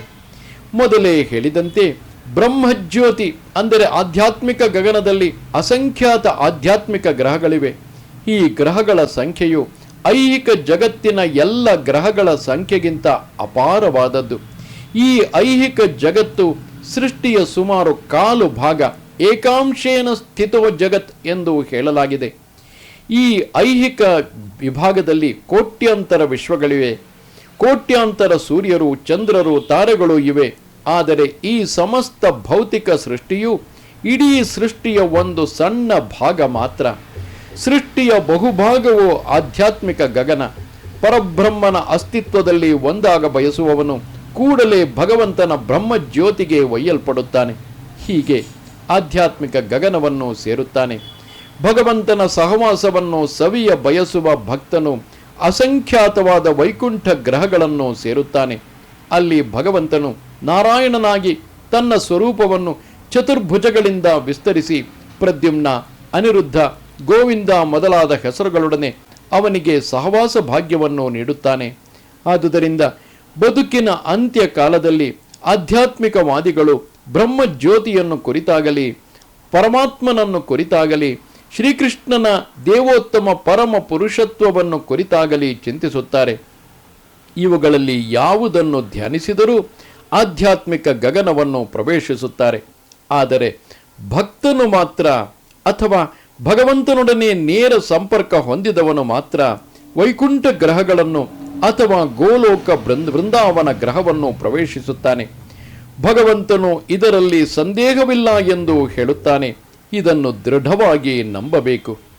ನಮ್ಮ ಕಲ್ಪನೆಗೆ ಸಂಪೂರ್ಣವಾಗಿ ಹೊಂದಿಕೊಳ್ಳದಿರುವುದನ್ನು ನಾವು ತಿರಸ್ಕರಿಸಬಾರದು. ನಮ್ಮ ನಿಲುವು ನೀನು ಹೇಳಿದ ಪ್ರತಿಯೊಂದು ಮಾತನ್ನೂ ನಾನು ನಂಬುತ್ತೇನೆ ಎಂಬ ಅರ್ಜುನನ ನಿಲುವೇ ಆಗಬೇಕು. ಮರಣ ಕಾಲದಲ್ಲಿ ಯಾರು ತನ್ನನ್ನು ಬ್ರಹ್ಮನೆಂದೋ ಅಥವಾ ಪರಮಾತ್ಮನೆಂದೋ ಅಥವಾ ದೈವತ್ವದ ಪುರುಷನೆಂದೋ ಚಿಂತಿಸುತ್ತಾರೋ ಅವರು ಆಧ್ಯಾತ್ಮಿಕ ಗಗನವನ್ನು ಪ್ರವೇಶಿಸುತ್ತಾರೆ ಎಂದು ಭಗವಂತನು ಹೇಳಿದಾಗ ಅದರ ವಿಷಯದಲ್ಲಿ ಸಂಶಯವೇ ಇಲ್ಲ. ಅದನ್ನು ನಂಬದಿರುವ ಪ್ರಶ್ನೆಯೇ ಇಲ್ಲ. ಮರಣ ಕಾಲದಲ್ಲಿ ಪರಮ ಪ್ರಭುವನ್ನು ಕುರಿತು ಚಿಂತಿಸುವ ಮಾತ್ರದಿಂದಲೇ ಆಧ್ಯಾತ್ಮಿಕ ಜಗತ್ತನ್ನು ಪ್ರವೇಶಿಸುವುದು ಸಾಧ್ಯ ಎನ್ನುವ ಸಾಮಾನ್ಯ ತತ್ವವನ್ನು ಭಗವದ್ಗೀತೆಯು ವಿವರಿಸುತ್ತದೆ. ಯಂ ಯಂ ವಾಪಿ ಸ್ಮರನ್ ಭಾವಂ ತ್ಯಜತ್ಯಂತೆ ಕಲೇವರಂ ತಂ ತಮೇವೈತಿ ಕೌಂತೇಯ ಸದಾ ಸದಾ ತದ್ಭಾವ ಭಾವಿತಃ. ತನ್ನ ಈಗಿನ ದೇಹವನ್ನು ಬಿಡುವಾಗ ಮನುಷ್ಯನು ಯಾವ ಭಾವವನ್ನು ಸ್ಮರಿಸುತ್ತಿರುತ್ತಾನೋ ಆ ಭಾವವನ್ನೇ ಅವನು ಖಂಡಿತವಾಗಿಯೂ ಮುಂದಿನ ಜನ್ಮದಲ್ಲಿ ಪಡೆಯುವನು. ನಾವೀಗ ಮೊದಲು ಅರ್ಥ ಮಾಡಿಕೊಳ್ಳಬೇಕಾದದ್ದು ಭೌತಿಕ ನಿಸರ್ಗವು ಭಗವಂತನ ಶಕ್ತಿಗಳಲ್ಲಿ ಒಂದರ ಅಭಿವ್ಯಕ್ತಿ ಎನ್ನುವುದನ್ನು. ಇದನ್ನು ವಿಷ್ಣು ಪುರಾಣದಲ್ಲಿ ಭಗವಂತನ ಸಂಪೂರ್ಣ ಶಕ್ತಿಗಳನ್ನು ನಿರೂಪಿಸಲಾಗಿದೆ. ವಿಷ್ಣು ಶಕ್ತಿ ಪರ ಪ್ರೋಕ್ತ ಕ್ಷೇತ್ರಜ್ಞಾಖ್ಯಾತ್ ಯಥಾ ಪರ ಅವಿದ್ಯಾ ಕರ್ಮ ಸಂಜ್ಞಾನ್ಯ ತೃತೀಯ ಶಕ್ತಿರಿಷ್ಯತೆ. ಭಗವಂತನಿಗೆ ನಮ್ಮ ಕಲ್ಪನೆಗೇ ನಿಲುಕದ ವಿವಿಧ ಮತ್ತು ಅಸಂಖ್ಯಾತ ಶಕ್ತಿಗಳಿವೆ. ಆದರೆ ಬಲ್ಲಿದರಾದ ಋಷಿಗಳು ಅಥವಾ ಮುಕ್ತಾತ್ಮರು ಅವುಗಳನ್ನು ಅಧ್ಯಯನ ಮಾಡಿ ಅದನ್ನು 3 ಭಾಗಗಳಾಗಿ ವಿಂಗಡಿಸಿದ್ದಾರೆ. ಎಲ್ಲ ಶಕ್ತಿಗಳೂ ವಿಷ್ಣು ಶಕ್ತಿಗಳು, ಅಂದರೆ ವಿಷ್ಣುವಿನ ಬೇರೆ ಬೇರೆ ಶಕ್ತಿಗಳು. ಮೊದಲನೆಯ ಶಕ್ತಿಯು ಪರ ಎಂದರೆ ಆಧ್ಯಾತ್ಮಿಕ. ಆಗಲೇ ವಿವರಿಸಿದಂತೆ ಜೀವಿಗಳು ಸಹ ಉತ್ತಮ ಶಕ್ತಿಗೆ ಸೇರಿದವರು. ಇತರ ಶಕ್ತಿಗಳು ಅಥವಾ ಭೌತಿಕ ಶಕ್ತಿಗಳು ತಾಮಸ ಗುಣಕ್ಕೆ ಸೇರಿದವು. ಮರಣ ಕಾಲದಲ್ಲಿ ನಾವು ಈ ಭೌತಿಕ ಜಗತ್ತಿನ ಅಪರಾಶಕ್ತಿಯಲ್ಲಿಯೇ ಉಳಿಯಬಹುದು, ಇಲ್ಲವೇ ಈ ಶಕ್ತಿಯನ್ನು ಆಧ್ಯಾತ್ಮಿಕ ಜಗತ್ತಿಗೆ ವರ್ಗಾಯಿಸಬಹುದು. ಆದುದರಿಂದ ಭಗವದ್ಗೀತೆಯಲ್ಲಿ ಹೀಗೆ ಹೇಳಿದೆ, ಯಂ ಯಂ ವಾಪಿ ಸ್ಮರನ್ ಭಾವಂ ತ್ಯಜತ್ಯಂತೆ ಕಲೇವರಂ ತಂ ತಮೇವೈತಿ ಕೌಂತೇಯ ಸದಾ ತದ್ಭಾವ ಭಾವಿತಃ. ತನ್ನ ಈಗಿನ ದೇಹವನ್ನು ಬಿಡುವಾಗ ಮನುಷ್ಯನು ಯಾವ ಭಾವವನ್ನು ಸ್ಮರಿಸುತ್ತಿರುತ್ತಾನೋ ಆ ಭಾವವನ್ನೇ ಅವನು ಖಂಡಿತವಾಗಿಯೂ ಮುಂದಿನ ಜನ್ಮದಲ್ಲಿ ಪಡೆಯುವನು. ಬದುಕಿನಲ್ಲಿ ಐಹಿಕ ಶಕ್ತಿ ಅಥವಾ ಆಧ್ಯಾತ್ಮಿಕ ಶಕ್ತಿ ಎರಡರಲ್ಲಿ ಒಂದನ್ನು ಕುರಿತು ಯೋಚಿಸುವುದು ನಮ್ಮ ಅಭ್ಯಾಸ. ನಮ್ಮ ಚಿಂತನೆಯನ್ನು ಐಹಿಕ ಶಕ್ತಿಯಿಂದ ಆಧ್ಯಾತ್ಮಿಕ ಶಕ್ತಿಗೆ ಕೊಂಡೊಯ್ಯುವುದು ಹೇಗೆ ಸಾಧ್ಯ? ನಮ್ಮ ಯೋಚನೆಗಳಲ್ಲಿ ಐಹಿಕ ಶಕ್ತಿಯನ್ನು ತುಂಬಿಸುವ ಹಲವಾರು ಬರಹಗಳಿವೆ. ವೃತ್ತಪತ್ರಿಕೆಗಳು, ನಿಯತಕಾಲಿಕೆಗಳು, ಕಾದಂಬರಿಗಳು ಇತ್ಯಾದಿ. ಈ ಬರಹಗಳಲ್ಲಿ ಮುಳುಗಿರುವ ನಮ್ಮ ಚಿಂತನೆಯನ್ನು ವೈದಿಕ ಸಾಹಿತ್ಯಕ್ಕೆ ಏರಿಸಬೇಕು. ಆದುದರಿಂದ ಮಹರ್ಷಿಗಳು ಪುರಾಣಗಳಂತಹ ಅನೇಕ ವೈದಿಕ ಬರಹಗಳನ್ನು ರಚಿಸಿದ್ದಾರೆ. ಪುರಾಣಗಳು ಕಟ್ಟು ಕಥೆಗಳಲ್ಲ, ಅವು ಚಾರಿತ್ರಿಕ ದಾಖಲೆಗಳು. ಚೈತನ್ಯ ಚರಿತಾಮೃತದಲ್ಲಿ ಈ ಕೆಳಗಿನ ಶ್ಲೋಕವಿದೆ: ಮಾಯಾ ಮುಗ್ಧ ಜೀವೇರ ನಾಹಿ ಸ್ವತಃ ಕೃಷ್ಣ ಜ್ಞಾನ ಜೀವಿರೇ ಕೃಪಾಯ ಕೈಲಾ ಕೃಷ್ಣ ವೇದ ಪುರಾಣ. ವಿಸ್ಮೃತಿಗೊಂಡ ಜೀವಿಗಳು ಅಥವಾ ಬದ್ಧ ಆತ್ಮರು ಭಗವಂತನೊಡನೆ ತಮ್ಮ ಸಂಬಂಧವನ್ನು ಮರೆತಿರುತ್ತಾರೆ. ಐಹಿಕ ಚಟುವಟಿಕೆಗಳನ್ನು ಕುರಿತು ಯೋಚನೆ ಮಾಡುವುದರಲ್ಲಿ ತನ್ಮಯರಾಗಿರುತ್ತಾರೆ. ಅವರ ಯೋಚನಾ ಶಕ್ತಿಯನ್ನು ಆಧ್ಯಾತ್ಮಿಕ ಗಗನಕ್ಕೆ ಏರಿಸಲು ಕೃಷ್ಣ ದ್ವೈಪಾಯನ ವ್ಯಾಸರು ಹಲವಾರು ವೈದಿಕ ಕೃತಿಗಳನ್ನು ಕೊಟ್ಟಿದ್ದಾರೆ. ಮೊದಲು ಅವರು ವೇದಗಳನ್ನು 4 ಭಾಗ ಮಾಡಿದರು. ಅನಂತರ ಅವುಗಳನ್ನು ಪುರಾಣಗಳಲ್ಲಿ ವಿವರಿಸಿದರು ಮತ್ತು ಅಷ್ಟು ಸಾಮರ್ಥ್ಯವಿಲ್ಲದಿರುವವರಿಗಾಗಿ ಮಹಾಭಾರತವನ್ನು ಬರೆದರು. ಮಹಾಭಾರತದಲ್ಲಿ ಭಗವದ್ಗೀತೆಯನ್ನು ಅಳವಡಿಸಿದರು. ಅನಂತರ ವೈದಿಕ ಸಾಹಿತ್ಯವನ್ನೆಲ್ಲ ವೇದಾಂತ ಸೂತ್ರದಲ್ಲಿ ಸಂಗ್ರಹಿಸಿದರು. ಮುಂದಿನ ಮಾರ್ಗದರ್ಶನಕ್ಕಾಗಿ ವೇದಾಂತ ಸೂತ್ರಕ್ಕೆ ನಿಜ ಭಾಷ್ಯ ರೂಪವಾಗಿ ಶ್ರೀ ವ್ಯಾಸರು ಶ್ರೀಮದ್ ಭಾಗವತವನ್ನು ರಚಿಸಿದರು. ನಾವು ನಮ್ಮ ಮನಸ್ಸುಗಳನ್ನು ಈ ವೈದಿಕ ಸಾಹಿತ್ಯದ ಕೃತಿಗಳನ್ನು ಓದುವುದರಲ್ಲಿ ತೊಡಗಿಸಬೇಕು. ಲೌಕಿಕರು ವೃತ್ತಪತ್ರಿಕೆಗಳನ್ನು, ನಿಯತಕಾಲಿಕೆಗಳನ್ನು ಮತ್ತಿತರ ಎಷ್ಟೋ ಲೌಕಿಕ ಬರಹಗಳನ್ನು ಓದುವುದರಲ್ಲಿ ಮನಸ್ಸನ್ನು ತೊಡಗಿಸುವಂತೆ ನಾವು ವೇದವ್ಯಾಸರು ನಮಗೆ ಕೊಟ್ಟಿರುವ ಈ ಕೃತಿಗಳನ್ನು ಓದಬೇಕು. ಈ ರೀತಿಯಲ್ಲಿ ಮರಣ ಕಾಲದಲ್ಲಿ ಭಗವಂತನನ್ನು ಸ್ಮರಿಸುವುದು ನಮಗೆ ಸಾಧ್ಯವಾಗುತ್ತದೆ. ಭಗವಂತನು ಸೂಚಿಸಿರುವ ಮಾರ್ಗ ಇದೊಂದೇ, ಇದರಲ್ಲಿ ಸಂದೇಹವೇ ಇಲ್ಲ ಎಂದು ಹೇಳಿ ಇದರ ಪರಿಣಾಮವನ್ನು ಕುರಿತು ಅವರು ಖಂಡಿತವಾದ ಭರವಸೆಯನ್ನು ಕೊಟ್ಟಿದ್ದಾರೆ. ತಸ್ಮಾತ್ ಸರ್ವೇಷು ಕಾಲೇಷು ಮಾಮನುಸ್ಮರ ಯುದ್ಧ ಚ ಮರ್ಪಿತ ಮನೋಬುದ್ಧಿರ್ ಮಾಮೇ ವೈಶ್ಯಸ್ಯ ಸಂಶಯ. ಅರ್ಜುನ, ಆದುದರಿಂದ ನೀನು ಯಾವಾಗಲೂ ನನ್ನ ಕೃಷ್ಣ ರೂಪವನ್ನು ನೆನೆಯಬೇಕು. ಅದೇ ಕಾಲದಲ್ಲಿ ಯುದ್ಧ ಮಾಡುವ ನಿನ್ನ ನಿಯತ ಕರ್ತವ್ಯಗಳನ್ನು ಮುಂದುವರಿಸಬೇಕು. ನಿನ್ನ ಕರ್ಮಗಳನ್ನು ನನಗೆ ಸಮರ್ಪಿಸಿ ನಿನ್ನ ಮನಸ್ಸು ಮತ್ತು ಬುದ್ಧಿಗಳನ್ನು ನನ್ನಲ್ಲಿ ಸ್ಥಿರಗೊಳಿಸಿದ್ದರೆ ನಿಸ್ಸಂಶಯವಾಗಿಯೂ ನನ್ನನ್ನು ಹೊಂದುವೆ. ನನ್ನನ್ನು ಸ್ಮರಿಸಬೇಕು. ಅಂದರೆ ಅರ್ಜುನನ ಸಹಜ ಧರ್ಮವನ್ನು ಬಿಟ್ಟು ಬಿಡಬೇಕು ಎಂದೇನು ಕೃಷ್ಣನು ಅರ್ಜುನನಿಗೆ ಉಪದೇಶ ಮಾಡುವುದಿಲ್ಲ. ಇಲ್ಲವೇ ಇಲ್ಲ. ಕಾರ್ಯಸಾಧ್ಯವಲ್ಲದಿರುವುದನ್ನು ಭಗವಂತನು ಸೂಚಿಸುವುದೇ ಇಲ್ಲ. ಈ ಐಹಿಕ ಜಗತ್ತಿನಲ್ಲಿ ದೇಹ ಪಾಲನೆಗಾಗಿ ಮನುಷ್ಯನು ಕೆಲಸ ಮಾಡಲೇಬೇಕು. ಮಾಡುವ ಕೆಲಸಕ್ಕೆ ಅನುಗುಣವಾಗಿ ಮನುಷ್ಯ ಸಮಾಜವನ್ನು 4 ವರ್ಗಗಳಾಗಿ ವಿಭಾಗಿಸಿದೆ: ಬ್ರಾಹ್ಮಣ, ಕ್ಷತ್ರಿಯ, ವೈಶ್ಯ ಮತ್ತು ಶೂದ್ರ. ಬ್ರಾಹ್ಮಣ ವರ್ಗವು ಎಂದರೆ ಬುದ್ಧಿವರ್ಗವು ಒಂದು ರೀತಿಯಲ್ಲಿ ಕೆಲಸ ಮಾಡುತ್ತದೆ. ಕ್ಷತ್ರಿಯ ವರ್ಗವು ಎಂದರೆ ಆಡಳಿತ ವರ್ಗವು ಮತ್ತೊಂದು ರೀತಿಯಲ್ಲಿ ಕೆಲಸ ಮಾಡುತ್ತದೆ. ವ್ಯಾಪಾರಿಗಳು ಮತ್ತು ಕಾರ್ಮಿಕರು ಎಲ್ಲರೂ ತಮ್ಮ ತಮ್ಮ ನಿರ್ದಿಷ್ಟ ಕರ್ತವ್ಯಗಳಲ್ಲಿ ತೊಡಗಿರುತ್ತಾರೆ. ಮನುಷ್ಯ ಸಮಾಜದಲ್ಲಿ ಒಬ್ಬಾತ ಕಾರ್ಮಿಕನಾಗಿರಬಹುದು, ವ್ಯಾಪಾರಿಯಾಗಿರಬಹುದು, ಆಡಳಿತಗಾರನಾಗಿರಬಹುದು, ರೈತನಾಗಿರಬಹುದು, ಇಲ್ಲವೇ ಅತ್ಯುಚ್ಚ ವರ್ಗಕ್ಕೆ ಸೇರಿ ಸಾಹಿತಿಯಾಗಿರಬಹುದು, ವಿಜ್ಞಾನಿಯಾಗಿರಬಹುದು, ಧರ್ಮಶಾಸ್ತ್ರ ತಜ್ಞನಾಗಿರಬಹುದು. ಆದರೆ ತನ್ನ ಜೀವನ ನಿರ್ವಹಣೆಗಾಗಿ ಆತನು ಕೆಲಸ ಮಾಡಲೇಬೇಕು. ಆದುದರಿಂದ ಅರ್ಜುನನಿಗೆ ಅವನು ತನ್ನ ಸಹಜ ಧರ್ಮವನ್ನು ಬಿಡಬೇಕಾಗಿಲ್ಲ ಎಂದು ಭಗವಂತನು ಹೇಳುತ್ತಾನೆ. ಆದರೆ ತನ್ನ ಧರ್ಮದಲ್ಲಿ ಉದ್ಯುಕ್ತನಾಗಿರುವಾಗ ಅವನು ಕೃಷ್ಣನನ್ನು ಸ್ಮರಿಸುತ್ತಿರಬೇಕು. ಮಾಂ ಅನುಸ್ಮರ. ಆತನು ಜೀವನ ನಿರ್ವಹಣೆಗಾಗಿ ಶ್ರಮಿಸುತ್ತಿರುವಾಗ ಕೃಷ್ಣ ಸ್ಮರಣೆಯನ್ನು ಅಭ್ಯಾಸ ಮಾಡದಿದ್ದರೆ ಮರಣ ಕಾಲದಲ್ಲಿ ಕೃಷ್ಣನನ್ನು ಸ್ಮರಿಸುವುದು ಅವನಿಗೆ ಸಾಧ್ಯವಾಗುವುದಿಲ್ಲ. ಚೈತನ್ಯ ಮಹಾಪ್ರಭುಗಳು ಇದೇ ಉಪದೇಶ ಮಾಡುತ್ತಾರೆ. ಅವರು ಕೀರ್ತನೀಯ ಸದಾ ಹರಿಹಿ ಎಂದರೆ ಮನುಷ್ಯನು ಸದಾ ಭಗವಂತನ ನಾಮ ಸಂಕೀರ್ತನೆಯನ್ನು ಅಭ್ಯಾಸ ಮಾಡುತ್ತಿರಬೇಕು ಎಂದು ಹೇಳಿದ್ದಾರೆ. ಭಗವಂತನ ಹೆಸರುಗಳು ಅಭಿನ್ನ. ಆದುದರಿಂದ ಶ್ರೀಕೃಷ್ಣನು ಅರ್ಜುನನಿಗೆ ನೀಡಿದ ನನ್ನನ್ನು ಸ್ಮರಿಸುತ್ತಿರು ಎನ್ನುವ ಆದೇಶವು, ಚೈತನ್ಯ ಮಹಾಪ್ರಭುಗಳು ಸದಾ ಶ್ರೀಕೃಷ್ಣನ ಹೆಸರುಗಳನ್ನು ಸಂಕೀರ್ತನೆ ಮಾಡುತ್ತಿರು ಎನ್ನುವ ಆದೇಶವು ಬೇರೆ ಬೇರೆಯಲ್ಲ.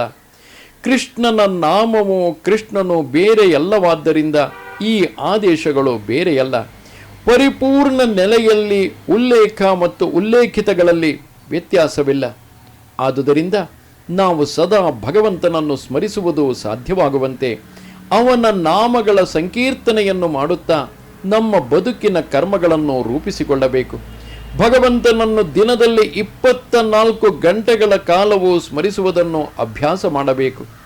ಇದು ಹೇಗೆ ಸಾಧ್ಯ? ಆಚಾರ್ಯರು ಈ ಉದಾಹರಣೆಯನ್ನು ಕೊಡುತ್ತಾರೆ. ಮದುವೆಯಾದ ಹೆಂಗಸೊಬ್ಬಳು ಬೇರೊಬ್ಬ ಮನುಷ್ಯನನ್ನು ಪ್ರೀತಿಸುತ್ತಿದ್ದರೆ, ಅಥವಾ ಒಬ್ಬ ಮನುಷ್ಯನು ತನ್ನ ಹೆಂಡತಿ ಅಲ್ಲದವಳನ್ನು ಪ್ರೀತಿಸುತ್ತಿದ್ದರೆ, ಆ ಪ್ರೀತಿಯು ಬಹಳ ಬಲವಾದದ್ದು ಎಂದು ಭಾವಿಸಲ್ಪಡುತ್ತದೆ. ಹೀಗೆ ಅನುರಕ್ತರಾದವರು ಸದಾ ತಮ್ಮ ಪ್ರೀತಿ ಪಾತ್ರರಾದವರನ್ನೇ ಕುರಿತು ಯೋಚಿಸುತ್ತಿರುತ್ತಾರೆ. ತನ್ನ ಪ್ರಿಯನನ್ನು ಕುರಿತು ಯೋಚಿಸುತ್ತಿರುವ ಪತ್ನಿಯು ತನ್ನ ಮನೆಗೆಲಸದಲ್ಲಿ ತೊಡಗಿದ್ದಾಗಲೂ ಸದಾ ಅವನನ್ನು ಭೇಟಿ ಮಾಡುವ ವಿಷಯವನ್ನೇ ಯೋಚಿಸುತ್ತಿರುತ್ತಾಳೆ. ಅಷ್ಟೇ ಅಲ್ಲ, ತನ್ನ ಗಂಡನಿಗೆ ಅನುಮಾನ ಬರದಿರಲೆಂದು ತನ್ನ ಮನೆಗೆಲಸವನ್ನು ಇನ್ನೂ ಎಚ್ಚರಿಕೆಯಿಂದ ಮಾಡುತ್ತಾಳೆ. ಇದೇ ರೀತಿಯಲ್ಲಿ ನಾವು ಸದಾ ಪರಮ ಪ್ರಿಯನಾದ ಶ್ರೀಕೃಷ್ಣನನ್ನು ಸ್ಮರಿಸುತ್ತಿರಬೇಕು. ಅದೇ ಕಾಲದಲ್ಲಿ ನಮ್ಮ ಐಹಿಕ ಕರ್ತವ್ಯಗಳನ್ನು ಚೆನ್ನಾಗಿ ನಿರ್ವಹಿಸಬೇಕು. ಹೀಗೆ ಮಾಡಲು ಪ್ರಬಲವಾದ ಪ್ರೇಮ ಪ್ರಜ್ಞೆ ಅಗತ್ಯ. ನಮಗೆ ಭಗವಂತನಲ್ಲಿ ಬಲವಾದ ಪ್ರೇಮ ಪ್ರಜ್ಞೆ ಇದ್ದರೆ ನಾವು ನಮ್ಮ ಕರ್ತವ್ಯವನ್ನೂ ಮಾಡಬಹುದು. ಅದೇ ಕಾಲದಲ್ಲಿ ಭಗವಂತನನ್ನು ಸ್ಮರಿಸಬಹುದು. ಆದರೆ ನಾವು ಈ ಪ್ರೇಮ ಪ್ರಜ್ಞೆಯನ್ನು ಬೆಳೆಸಿಕೊಳ್ಳಬೇಕು. ಉದಾಹರಣೆಗೆ, ಅರ್ಜುನನು ಸದಾ ಕೃಷ್ಣನನ್ನು ಕುರಿತು ಯೋಚಿಸುತ್ತಿದ್ದ. ಅವನು ಸದಾ ಕೃಷ್ಣನ ಸಖನಾಗಿದ್ದ. ಅದೇ ಕಾಲದಲ್ಲಿ ಯೋಧನಾಗಿದ್ದ. ಅವನು ಯುದ್ಧ ಮಾಡುವುದನ್ನು ಬಿಟ್ಟು ಧ್ಯಾನ ಮಾಡಲು ಕಾಡಿಗೆ ಹೋಗಬೇಕೆಂದು ಕೃಷ್ಣನು ಉಪದೇಶ ಮಾಡಲಿಲ್ಲ. ಶ್ರೀಕೃಷ್ಣನು ಯೋಗ ವಿಧಾನವನ್ನು ಅರ್ಜುನನಿಗೆ ವಿವರಿಸಿದಾಗ ಅರ್ಜುನನು ಅದನ್ನು ಆಚರಿಸುವುದು ತನಗೆ ಸಾಧ್ಯವಾಗುವುದಿಲ್ಲ ಎಂದು ಹೇಳಿದ.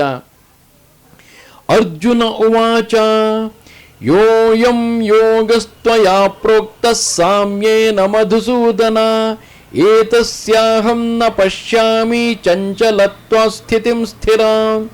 ಅರ್ಜುನನು ಹೀಗೆ ಹೇಳುತ್ತಾನೆ, ಓ ಮಧುಸೂದನ, ನೀನು ಈಗ ಹೇಳಿದ ಯೋಗ ಪದ್ಧತಿಯು ಕಾರ್ಯಸಾಧ್ಯವಲ್ಲ ಮತ್ತು ಸಹಿಸಲು ಅಸಾಧ್ಯವಾದದ್ದು ಎಂದು ನನಗೆ ತೋರುತ್ತದೆ.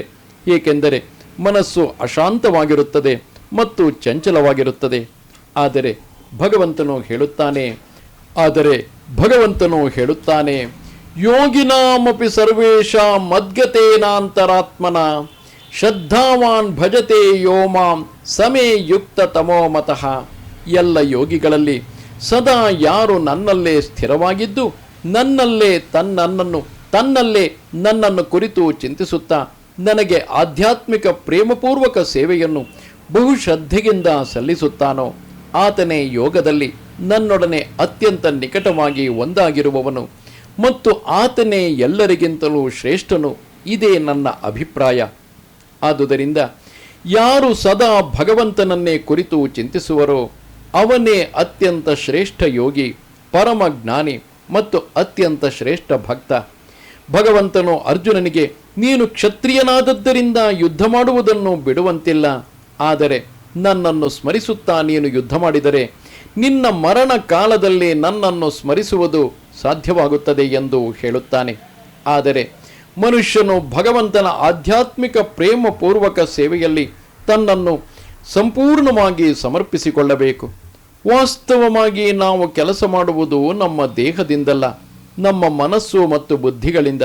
ಆದುದರಿಂದ ಬುದ್ಧಿಶಕ್ತಿಯು ಮನಸ್ಸು ಸದಾ ಭಗವಂತನ ಚಿಂತನೆಯಲ್ಲಿ ತೊಡಗಿದ್ದರೆ ಸಹಜವಾಗಿ ಇಂದ್ರಿಯಗಳು ಅವನ ಸೇವೆಯಲ್ಲಿ ನಿರತವಾಗಿರುತ್ತವೆ. ಕಡೆಯ ಪಕ್ಷ ಮೇಲ್ನೋಟಕ್ಕೆ ಇಂದ್ರಿಯಗಳ ಚಟುವಟಿಕೆಗಳು ಹಿಂದಿನಂತೆಯೇ ಇರುತ್ತವೆ, ಆದರೆ ಪ್ರಜ್ಞೆಯು ಬದಲಾಗುತ್ತದೆ. ಮನಸ್ಸನ್ನು, ಬುದ್ಧಿಶಕ್ತಿಯನ್ನು ಭಗವಂತನ ಚಿಂತನೆಯಲ್ಲಿ ತಲ್ಲೀನಗೊಳಿಸುವುದು ಹೇಗೆ ಎನ್ನುವುದನ್ನು ಭಗವದ್ಗೀತೆಯು ಹೇಳಿಕೊಡುತ್ತದೆ. ಇಂತಹ ತಲ್ಲೀನತೆಯಿಂದ ಮನುಷ್ಯನು ಭಗವಂತನ ಸಾಮ್ರಾಜ್ಯಕ್ಕೆ ಏರುವುದು ಸಾಧ್ಯವಾಗುತ್ತದೆ. ಮನಸ್ಸು ಕೃಷ್ಣ ಸೇವೆಯಲ್ಲಿ ತೊಡಗಿದ್ದರೆ ಇಂದ್ರಿಯಗಳು ತಾವಾಗಿಯೇ ಅವನ ಸೇವೆಯಲ್ಲಿ ತೊಡಗುತ್ತವೆ. ಭಗವದ್ಗೀತೆಯ ಕಲೆಯ ರಹಸ್ಯವೂ ಇದೆ. ಕೃಷ್ಣ ಚಿಂತನೆಯಲ್ಲಿ ಸಂಪೂರ್ಣ ತಲ್ಲೀನತೆ. ಬದುಕಿನ ಆಧುನಿಕ ಮನುಷ್ಯನು ಚಂದ್ರನನ್ನು ತಲುಪಲು ಬಹಳ ಶ್ರಮಪಟ್ಟಿದ್ದಾನೆ. ಆದರೆ ಆಧ್ಯಾತ್ಮಿಕವಾಗಿ ತಾನು ಮೇಲಕ್ಕೆ ಏರಲು ಬಹಳ ಪ್ರಯತ್ನವೇನನ್ನೂ ಮಾಡಿಲ್ಲ. ಒಬ್ಬ ಮನುಷ್ಯನಿಗೆ 50 ವರ್ಷಗಳ ಆಯಸ್ಸು ಉಳಿದಿದ್ದರೆ ಅವನು ಆ ಅಲ್ಪಾವಧಿಯನ್ನು ದೇವೋತ್ತಮ ಪರಮ ಪುರುಷನನ್ನು ಸ್ಮರಿಸಿಕೊಳ್ಳುವ ಅಭ್ಯಾಸವನ್ನು ಬೆಳೆಸಿಕೊಳ್ಳಲು ಉಪಯೋಗಿಸಿಕೊಳ್ಳಬೇಕು. ಈ ಸಾಧನೆಯೇ ಭಕ್ತಿ ಮಾರ್ಗ. ಶ್ರವಣಂ ಕೀರ್ತನಂ ವಿಷ್ಣು ಸ್ಮರಣಂ ಪಾದಸೇವನಂ ಅರ್ಚನಂ ವಂದನಂ ದಾಸ್ಯಂ ಸಖ್ಯಂ ಆತ್ಮನಿವೇದನಂ. ಭಾಗವತದಲ್ಲಿ ಹೇಳಿರುವಂತೆ ಈ 9 ವಿಧಗಳಲ್ಲಿ ಶ್ರವಣವು ಅಥವಾ ಸಾಕ್ಷಾತ್ಕಾರ ಪಡೆದವರಿಂದ ಭಗವದ್ಗೀತೆಯನ್ನು ಕೇಳುವುದು ಅತ್ಯಂತ ಸುಲಭವಾದದ್ದು. ಇದು ಶ್ರೋತೃವಿನ ಚಿಂತನೆಯನ್ನು ಪರಮ ಪ್ರಭುವಿನ ಕಡೆಗೆ ತಿರುಗಿಸುತ್ತದೆ. ಇದು ಭಗವಂತನ ಸ್ಮರಣೆಗೆ ದಾರಿ ಮಾಡುತ್ತದೆ. ದೇಹವನ್ನು ತ್ಯಾಗ ಮಾಡಿದಾಗ ಭಗವಂತನ ಸಹವಾಸಕ್ಕೆ ಯೋಗ್ಯವಾದ ಆಧ್ಯಾತ್ಮಿಕ ಶರೀರವನ್ನು ಪಡೆಯಲು ಇದರಿಂದ ಸಾಧ್ಯವಾಗುತ್ತದೆ. ಭಗವಂತನು ಇನ್ನೂ ಹೇಳುತ್ತಾನೆ, ಅಭ್ಯಾಸ ಯೋಗಯುಕ್ತೇನ ಚೇತಸ ನಾನ್ಯಗಾಮಿನ ಪರಮಂ ಪುರುಷಂ ದಿವ್ಯಂ ಯಾತಿ ಪಾರ್ಥಾನುಚಿಂತಯನ್. ಅರ್ಜುನ, ಯಾವ ಮನುಷ್ಯನು ಮಾರ್ಗದಿಂದ ವಿಚಲಿತನಾಗದೆ ಸದಾ ನನ್ನ ಸ್ಮರಣೆಯಲ್ಲಿ ತನ್ಮಯನವಾಗಿದ್ದು ಸದಾ ನನ್ನನ್ನು ದೇವೋತ್ತಮ ಪರಮ ಪುರುಷನೆಂದು ಧ್ಯಾನಿಸುತ್ತಾನೋ ಆತನು ಖಂಡಿತವಾಗಿ ನನ್ನ ಬಳಿಗೆ ಬರುತ್ತಾನೆ. ಇದು ಬಹು ಕಠಿಣವಾದ ಮಾರ್ಗವೇನೂ ಅಲ್ಲ, ಆದರೆ ಅದನ್ನು ಅನುಭವಿಗಳಾದವರಿಂದ ಕಲಿಯಬೇಕು. ತದ್ವಿಜ್ಞಾನಾರ್ಥಂ ಸ ಗುರುಮೇವಾಭಿಗಚ್ಚೇತ್ ಎಂದರೆ ಈಗಾಗಲೇ ಆಚರಿಸುತ್ತಿರುವವರಿಂದ ಕಲಿಯಬೇಕು. ಮನಸ್ಸು ಸದಾ ಅತ್ತ ಇತ್ತ ಹಾರುತ್ತಲೇ ಇರುತ್ತದೆ. ಆದರೆ ಭಗವಂತನಾದ ಕೃಷ್ಣನ ರೂಪದಲ್ಲಿ ಅಥವಾ ಅವನ ನಾಮದ ಧ್ವನಿಯಲ್ಲಿ ಮನಸ್ಸನ್ನು ಸದಾ ಕೇಂದ್ರೀಕರಿಸುವುದನ್ನು ಅಭ್ಯಾಸ ಮಾಡಬೇಕು. ಮನಸ್ಸು ಸಹಜವಾಗಿಯೇ ಚಂಚಲ, ಆದರೆ ಅದು ಕೃಷ್ಣ ಶಬ್ದ ತರಂಗದಲ್ಲಿ ವಿರಮಿಸಬಹುದು. ಮನುಷ್ಯನು ಹೀಗೆ ಆಧ್ಯಾತ್ಮಿಕ ಸಾಮ್ರಾಜ್ಯದಲ್ಲಿರುವ ಆಧ್ಯಾತ್ಮಿಕ ಗಗನದಲ್ಲಿರುವ ದೇವೋತ್ತಮ ಪರಮ ಪುರುಷನನ್ನು ಧ್ಯಾನಿಸಬೇಕು, ಅವನನ್ನು ಸೇರಬೇಕು. ಪರಮ ಸಿದ್ಧಿಗೆ ಪರಮ ಸಾಕ್ಷಾತ್ಕಾರಕ್ಕೆ ಮಾರ್ಗಗಳನ್ನು ಸಾಧನಗಳನ್ನು ಭಗವದ್ಗೀತೆಯಲ್ಲಿ ಹೇಳಿದೆ. ಈ ಜ್ಞಾನದ ಬಾಗಿಲುಗಳು ಎಲ್ಲರಿಗೂ ತೆರೆದಿವೆ, ಯಾರನ್ನೂ ಹೊರಗಿಟ್ಟಿಲ್ಲ. ಶ್ರೀಕೃಷ್ಣನ ಚಿಂತನೆಯಿಂದ ಎಲ್ಲ ವರ್ಗಗಳ ಜನರು ಅವನ ಬಳಿ ಸಾರಬಹುದು. ಏಕೆಂದರೆ ಆತನ ವಿಷಯವನ್ನು ಕೇಳುವುದು ಮತ್ತು ಚಿಂತಿಸುವುದು ಎಲ್ಲರಿಗೂ ಸಾಧ್ಯ. ಭಗವಂತನು ಮುಂದುವರೆದು ಹೇಳುತ್ತಾನೆ, ಮಾಂ ಹಿ ಪಾರ್ಥ ವ್ಯಪಾಶ್ರಿತ್ಯ ಯೇಪಿ ಸ್ಯು ಪಾಪಯೋನಯಃ ಸ್ತ್ರೀಯೋ ವೈಶ್ಯಾಸ್ತಥಾ ಶೂದ್ರಾಸ್ತೇಪಿ ಯಾಂತಿ ಪರಾಂ ಗತಿಂ ಕಿಂ ಪುನರ್ಬ್ರಾಹ್ಮಣ ಪುಣ್ಯ ಭಕ್ತ ರಾಜರ್ಷಯಸ್ತದ ಅನಿತ್ಯಮಸುಖಂ ಲೋಕಂ ಇಹಂ ಪ್ರಾಪ್ಯ ಭಜಸ್ವ ಮಾಂ. ವರ್ತಕನಾಗಲಿ, ಪತಿತ ಸ್ತ್ರೀಯಾಗಲಿ, ಅಥವಾ ಶ್ರಮಜೀವಿಯಾಗಲಿ, ಇಲ್ಲವೇ ಬದುಕಿನ ಅತ್ಯಂತ ಕೆಳಸ್ತರದ ಮನುಷ್ಯರಾಗಲಿ ಪರಾತ್ಪರವನ್ನು ಸೇರಲು ಸಾಧ್ಯ ಎಂದು ಭಗವಂತನು ಹೇಳುತ್ತಾನೆ. ಇದಕ್ಕೆ ಮಹಾಬುದ್ಧಿಯ ಅಗತ್ಯವಿಲ್ಲ. ಭಕ್ತಿಯೋಗದ ತತ್ವವನ್ನು ಒಪ್ಪಿಕೊಂಡು ಭಗವಂತನನ್ನೇ ಬದುಕಿನ ಪರಮ ಶ್ರೇಯಸ್ಸು, ಪರಮ ಗುರಿ ಎಂದು ಸ್ವೀಕರಿಸುವ ಯಾರೇ ಆಗಲಿ ಆಧ್ಯಾತ್ಮಿಕ ವ್ಯೋಮದಲ್ಲಿ ಭಗವಂತನ ಬಳಿ ಸಾರಬಹುದು. ಭಗವದ್ಗೀತೆಯಲ್ಲಿ ಹೇಳಿರುವ ತತ್ವಗಳನ್ನು ಅನುಷ್ಠಾನಕ್ಕೆ ತರುವ ಮನುಷ್ಯನು ತನ್ನ ಬದುಕನ್ನು ಪರಿಪೂರ್ಣ ಮಾಡಿಕೊಳ್ಳಬಹುದು ಮತ್ತು ಬದುಕಿನ ಎಲ್ಲ ಸಮಸ್ಯೆಗಳಿಗೆ ಶಾಶ್ವತ ಪರಿಹಾರವನ್ನು ಪಡೆಯಬಹುದು. ಇದೇ ಇಡೀ ಭಗವದ್ಗೀತೆಯ ಸಾರ ಸರ್ವಸ್ವ. ಕಡೆಯಲ್ಲಿ ಹೇಳಬೇಕಾದ ಮಾತೆಂದರೆ, ಭಗವದ್ಗೀತೆಯು ಅತ್ಯಂತ ಎಚ್ಚರಿಕೆಯಿಂದ ಓದಬೇಕಾದ ಆಧ್ಯಾತ್ಮಿಕ ಕೃತಿ. ಗೀತಾಶಾಸ್ತ್ರಮಿದಂ ಪುಣ್ಯಂ ಯಃ ಪಠೇತ್ ಪ್ರಯತಃ ಪುಮಾನ್. ಭಗವದ್ಗೀತೆಯ ಉಪದೇಶವನ್ನು ಸರಿಯಾಗಿ ಅನುಷ್ಠಾನಕ್ಕೆ ತಂದರೆ ಮನುಷ್ಯನು ಬದುಕಿನ ಎಲ್ಲ ದುಃಖಗಳಿಂದ ಮತ್ತು ಆತಂಕಗಳಿಂದ ಮುಕ್ತನಾಗಬಹುದು. ಭಯಶೋಕಾದಿವರ್ಜಿತ ಎಂದರೆ ವ್ಯಕ್ತಿಯು ಈ ಬದುಕಿನಲ್ಲಿ ಎಲ್ಲ ಭಯಗಳಿಂದ ಬಿಡುಗಡೆ ಹೊಂದಬಹುದು ಮತ್ತು ಅಂತಹವನ ಮುಂದಿನ ಬದುಕು ಆಧ್ಯಾತ್ಮಿಕ ಬದುಕಾಗುತ್ತದೆ. ಇದರಿಂದ ಇನ್ನೂ ಫಲವಿದೆ. ಗೀತಾಧ್ಯಾಯನಶೀಲಸ್ಯ ಪ್ರಾಣಾಯಾಮ ಪರಸ್ಯ ಚ ನೈವ ಸಂತಿ ಹಿ ಪಾಪಾನಿ ಪೂರ್ವಜನ್ಮ ಕೃತಾನಿ ಚ. ಭಗವದ್ಗೀತೆಯನ್ನು ಶ್ರದ್ಧೆಯಿಂದ ಅತ್ಯಂತ ಪ್ರಾಮಾಣಿಕತೆಯಿಂದ ಅಧ್ಯಯನ ಮಾಡಿದರೆ ಭಗವಂತನ ಕೃಪೆಯಿಂದ ಅಂತಹ ಮನುಷ್ಯನ ಹಿಂದಿನ ಪಾಪಕರ್ಮಗಳು ಅವನ ಮೇಲೆ ಪರಿಣಾಮವನ್ನು ಉಂಟು ಮಾಡಲಾರವು. ಭಗವದ್ಗೀತೆಯ ಕಡೆಯ ಭಾಗದಲ್ಲಿ 18ನೇ ಅಧ್ಯಾಯದಲ್ಲಿ ಭಗವಂತನು ಉಚ್ಚಸ್ವರದಲ್ಲಿ ಹೀಗೆ ಹೇಳುತ್ತಾನೆ, ಸರ್ವಧರ್ಮಾನ್ ಪರಿತ್ಯಜ್ಯ ಮಾಂ ಏಕಂ ಶರಣಂ ವ್ರಜ ಅಹಂ ತ್ವಾಂ ಸರ್ವ ಪಾಪೇಭ್ಯೋ ಮೋಕ್ಷಯಿಷ್ಯಾಮಿ ಮಾ ಶುಚಃ. ಅಂದರೆ ಬೇರೆ ಬೇರೆ ಧರ್ಮಗಳನ್ನು ಪರಿತ್ಯಜಿಸು, ಕೇವಲ ನನಗೆ ಶರಣಾಗತನಾಗು, ಎಲ್ಲ ಪಾಪಗಳಿಂದ ನಿನ್ನನ್ನು ಮುಕ್ತನನ್ನಾಗಿ ಮಾಡುತ್ತೇನೆ, ಹೆದರಬೇಡ. ಹೀಗೆ ಭಗವಂತನು ತನಗೆ ಶರಣಾಗತನಾದವನ ವಿಷಯದಲ್ಲಿ ಎಲ್ಲ ಹೊಣೆಯನ್ನು ವಹಿಸಿಕೊಳ್ಳುತ್ತಾನೆ ಮತ್ತು ಅಂತಹ ಮನುಷ್ಯನಿಗೆ ಎಲ್ಲ ಪಾಪ ಕರ್ಮಗಳ ಫಲದಿಂದ ರಕ್ಷಣೆಯನ್ನು ಕೊಡುತ್ತಾನೆ. ಮಲಿನೇ ಮೋಚನಂ ಪುಂಸಾಂ ಜಲಸ್ನಾನಂ ದಿನೇ ದಿನೇ ಸಕೃದ್ ಗೀತಾಮೃತ ಸ್ನಾನಂ ಸಂಸಾರ ಮಲನಾಶನಂ. ಒಬ್ಬ ಮನುಷ್ಯನು ಪ್ರತಿನಿತ್ಯವೂ ನೀರಿನಲ್ಲಿ ಸ್ನಾನ ಮಾಡಿ ತನ್ನನ್ನು ಶುದ್ಧಿಗೊಳಿಸಿಕೊಳ್ಳಬಹುದು. ಆದರೆ ಭಗವದ್ಗೀತೆಯ ಪವಿತ್ರ ಗಂಗಾಜಲದಲ್ಲಿ ಒಮ್ಮೆಯಾದರೂ ಸ್ನಾನ ಮಾಡಿದರೆ ಅಂತಹವನ ಐಹಿಕ ಜೀವನದ ಕೊಳೆಯೆಲ್ಲ ಸಂಪೂರ್ಣವಾಗಿ ನಾಶವಾಗಿ ಹೋಗುತ್ತದೆ. ಗೀತಾ ಸುಗೀತಾ ಕರ್ತವ್ಯ ಕಿಮನ್ಯೈ ಶಾಸ್ತ್ರವಿಸ್ತರೈ ಯಾ ಸ್ವಯಂ ಪದ್ಮನಾಭಸ್ಯ ಮುಖ ಪದ್ಮಾದ್ವಿನಿಸೃತ.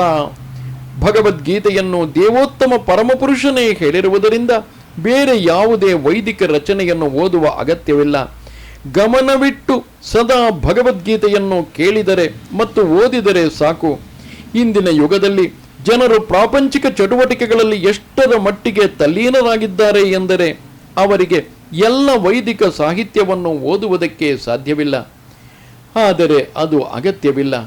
ಈ ಒಂದು ಕೃತಿ ಭಗವದ್ಗೀತೆ ಸಾಕು. ಏಕೆಂದರೆ ಅದು ಎಲ್ಲ ವೈದಿಕ ಸಾಹಿತ್ಯದ ಸಾರ. ವಿಶೇಷವಾದ ಕಾರಣವೆಂದರೆ ಅದನ್ನು ದೇವೋತ್ತಮ ಪರಮ ಪುರುಷನೇ ಹೇಳಿದ್ದಾನೆ. ಭಾರತಾಮೃತ ಸರ್ವಸ್ವಂ ವಿಷ್ಣುವಕ್ತ್ರಾದ್ ವಿನಿಸೃತಂ ಗೀತಾ ಗಂಗೋದಕಂ ಪೀತ್ವಾ ಪುನರ್ಜನ್ಮ ನ ವಿದ್ಯತೆ.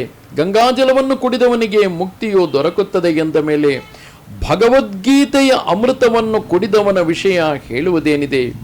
ಭಗವದ್ಗೀತೆಯು ಮಹಾಭಾರತದ ಅಮೃತ ಸರ್ವಸ್ವ. ಅದನ್ನು ಮೂಲ ವಿಷ್ಣುವಾದ ಶ್ರೀಕೃಷ್ಣನೇ ಹೇಳಿದ್ದಾನೆ. ಭಗವದ್ಗೀತೆಯು ದೇವೋತ್ತಮ ಪರಮ ಪುರುಷನ ಬಾಯಿಂದ ಬಂದಿದೆ. ಗಂಗೆಯು ಭಗವಂತನ ಪಾದಕಮಲಗಳಿಂದ ಹರಿದಿದೆ ಎಂದು ಹೇಳಲಾಗಿದೆ. ಭಗವಂತನ ಬಾಯಿಗೂ ಪಾದಗಳಿಗೂ ವ್ಯತ್ಯಾಸವಿಲ್ಲ. ಆದರೆ ನಿಷ್ಪಕ್ಷಪಾತ ದೃಷ್ಟಿಯಿಂದ ನೋಡಿದಾಗ ಭಗವದ್ಗೀತೆಯು ಗಂಗಾಜಲಕ್ಕಿಂತಲೂ ಹೆಚ್ಚಿನ ಮಹತ್ವದ್ದು ಎಂದು ಅರ್ಥ ಮಾಡಿಕೊಳ್ಳಬಹುದು. ಸರ್ವೋಪನಿಷದೋ ಗಾವೋ ದೋಗ್ಧ ಗೋಪಾಲನಂದನಃ ಪಾರ್ಥೋ ವತ್ಸ ಸುಧೀರ್ ಭೋಕ್ತ ದುಗ್ಧಂ ಗೀತಾಮೃತಂ ಮಹತ್. ಭಗವದ್ಗೀತೆಯು ಗೀತೋಪನಿಷತ್ತು, ಎಲ್ಲ ಉಪನಿಷತ್ತುಗಳ ಸಾರ. ಅದು ಗೋವಿನಂತಿದೆ. ಗೋಪಾಲನಂದನನೆಂದು ಪ್ರಸಿದ್ಧನಾಗಿರುವ ಶ್ರೀಕೃಷ್ಣನು ಈ ಹಸುವಿನ ಹಾಲನ್ನು ಕರೆಯುತ್ತಿದ್ದಾನೆ. ಅರ್ಜುನನು ಕರುವಿನಂತಿದ್ದಾನೆ. ಎಲ್ಲ ವಿದ್ವಾಂಸರು, ಪರಿಶುದ್ಧ ಭಕ್ತರು ಭಗವದ್ಗೀತೆಯ ಹಾಲಿನ ಅಮೃತವನ್ನು ಕುಡಿಯುತ್ತಾರೆ. ಏಕಂ ಶಾಸ್ತ್ರಂ ದೇವಕಿ ಪುತ್ರ ಗೀತಂ ಏಕೋ ದೇವೋ ದೇವಕಿ ಪುತ್ರ ಏವ ಏಕೋ ಮಂತ್ರಸ್ತಸ್ಯ ನಾಮಾನಿ ಯಾನಿ ಕರ್ಮಾಪ್ಯೇಕಂ ತಸ್ಯ ದೇವಸ್ಯ ಸೇವಾ. ಗೀತಾ ಮಹಾತ್ಮ್ಯದಲ್ಲಿ ಹೇಳಿರುವಂತೆ ಇಂದಿನ ದಿನದಲ್ಲಿ ಜನರು ಒಂದು ಧರ್ಮಶಾಸ್ತ್ರ, ಒಬ್ಬ ದೇವರು, ಒಂದು ಧರ್ಮ, ಒಂದು ಕಾರ್ಯ ಇವು ಬೇಕೆಂದು ಹಂಬಲಿಸುತ್ತಾರೆ. ಆದುದರಿಂದ ಏಕಂ ಶಾಸ್ತ್ರಂ ದೇವಕಿ ಪುತ್ರ ಗೀತಂ, ಇಡೀ ಜಗತ್ತಿಗೆ ಒಂದೇ ಒಂದು ಧರ್ಮಗ್ರಂಥ ಭಗವದ್ಗೀತಾ ಇರಲಿ. ಏಕೋ ದೇವ ದೇವಕಿ ಪುತ್ರ ಏವ, ಇಡೀ ಜಗತ್ತಿಗೆ ಒಬ್ಬನೇ ದೇವರು ಶ್ರೀಕೃಷ್ಣ ಇರಲಿ. ಏಕೋ ಮಂತ್ರ ತಸ್ಯ ನಾಮಾನಿ, ಒಂದೇ ಮಂತ್ರ, ಒಂದೇ ಪ್ರಾರ್ಥನೆ ಇರಲಿ. ಅವನ ನಾಮ ಸಂಕೀರ್ತನೆ ಹರೇ ಕೃಷ್ಣ ಕೃಷ್ಣ ಕೃಷ್ಣ ಹರೇ ಹರೇ, ಹರೇ ರಾಮ ರಾಮ ರಾಮ ಹರೇ ಹರೇ. ಕರ್ಮಾಪಿ ಏಕಂ ತಸ್ಯ ದೇವಸ್ಯ ಸೇವಾ, ಒಂದೇ ಕೆಲಸವಿರಲಿ, ಅದು ದೇವೋತ್ತಮ ಪರಮ ಪುರುಷನ ಸೇವೆ. ನಮಸ್ತೆ ಶಾರದೆ ದೇವಿ ಕಾಶ್ಮೀರ ಪುರವಾಸಿನಿ, ತ್ವಾಮಹಂ ಪ್ರಾರ್ಥಯೇ ನಿತ್ಯಂ ವಿದ್ಯಾದಾನಂಚ ದೇಹಿಮೆ. ನಮಸ್ಕಾರ.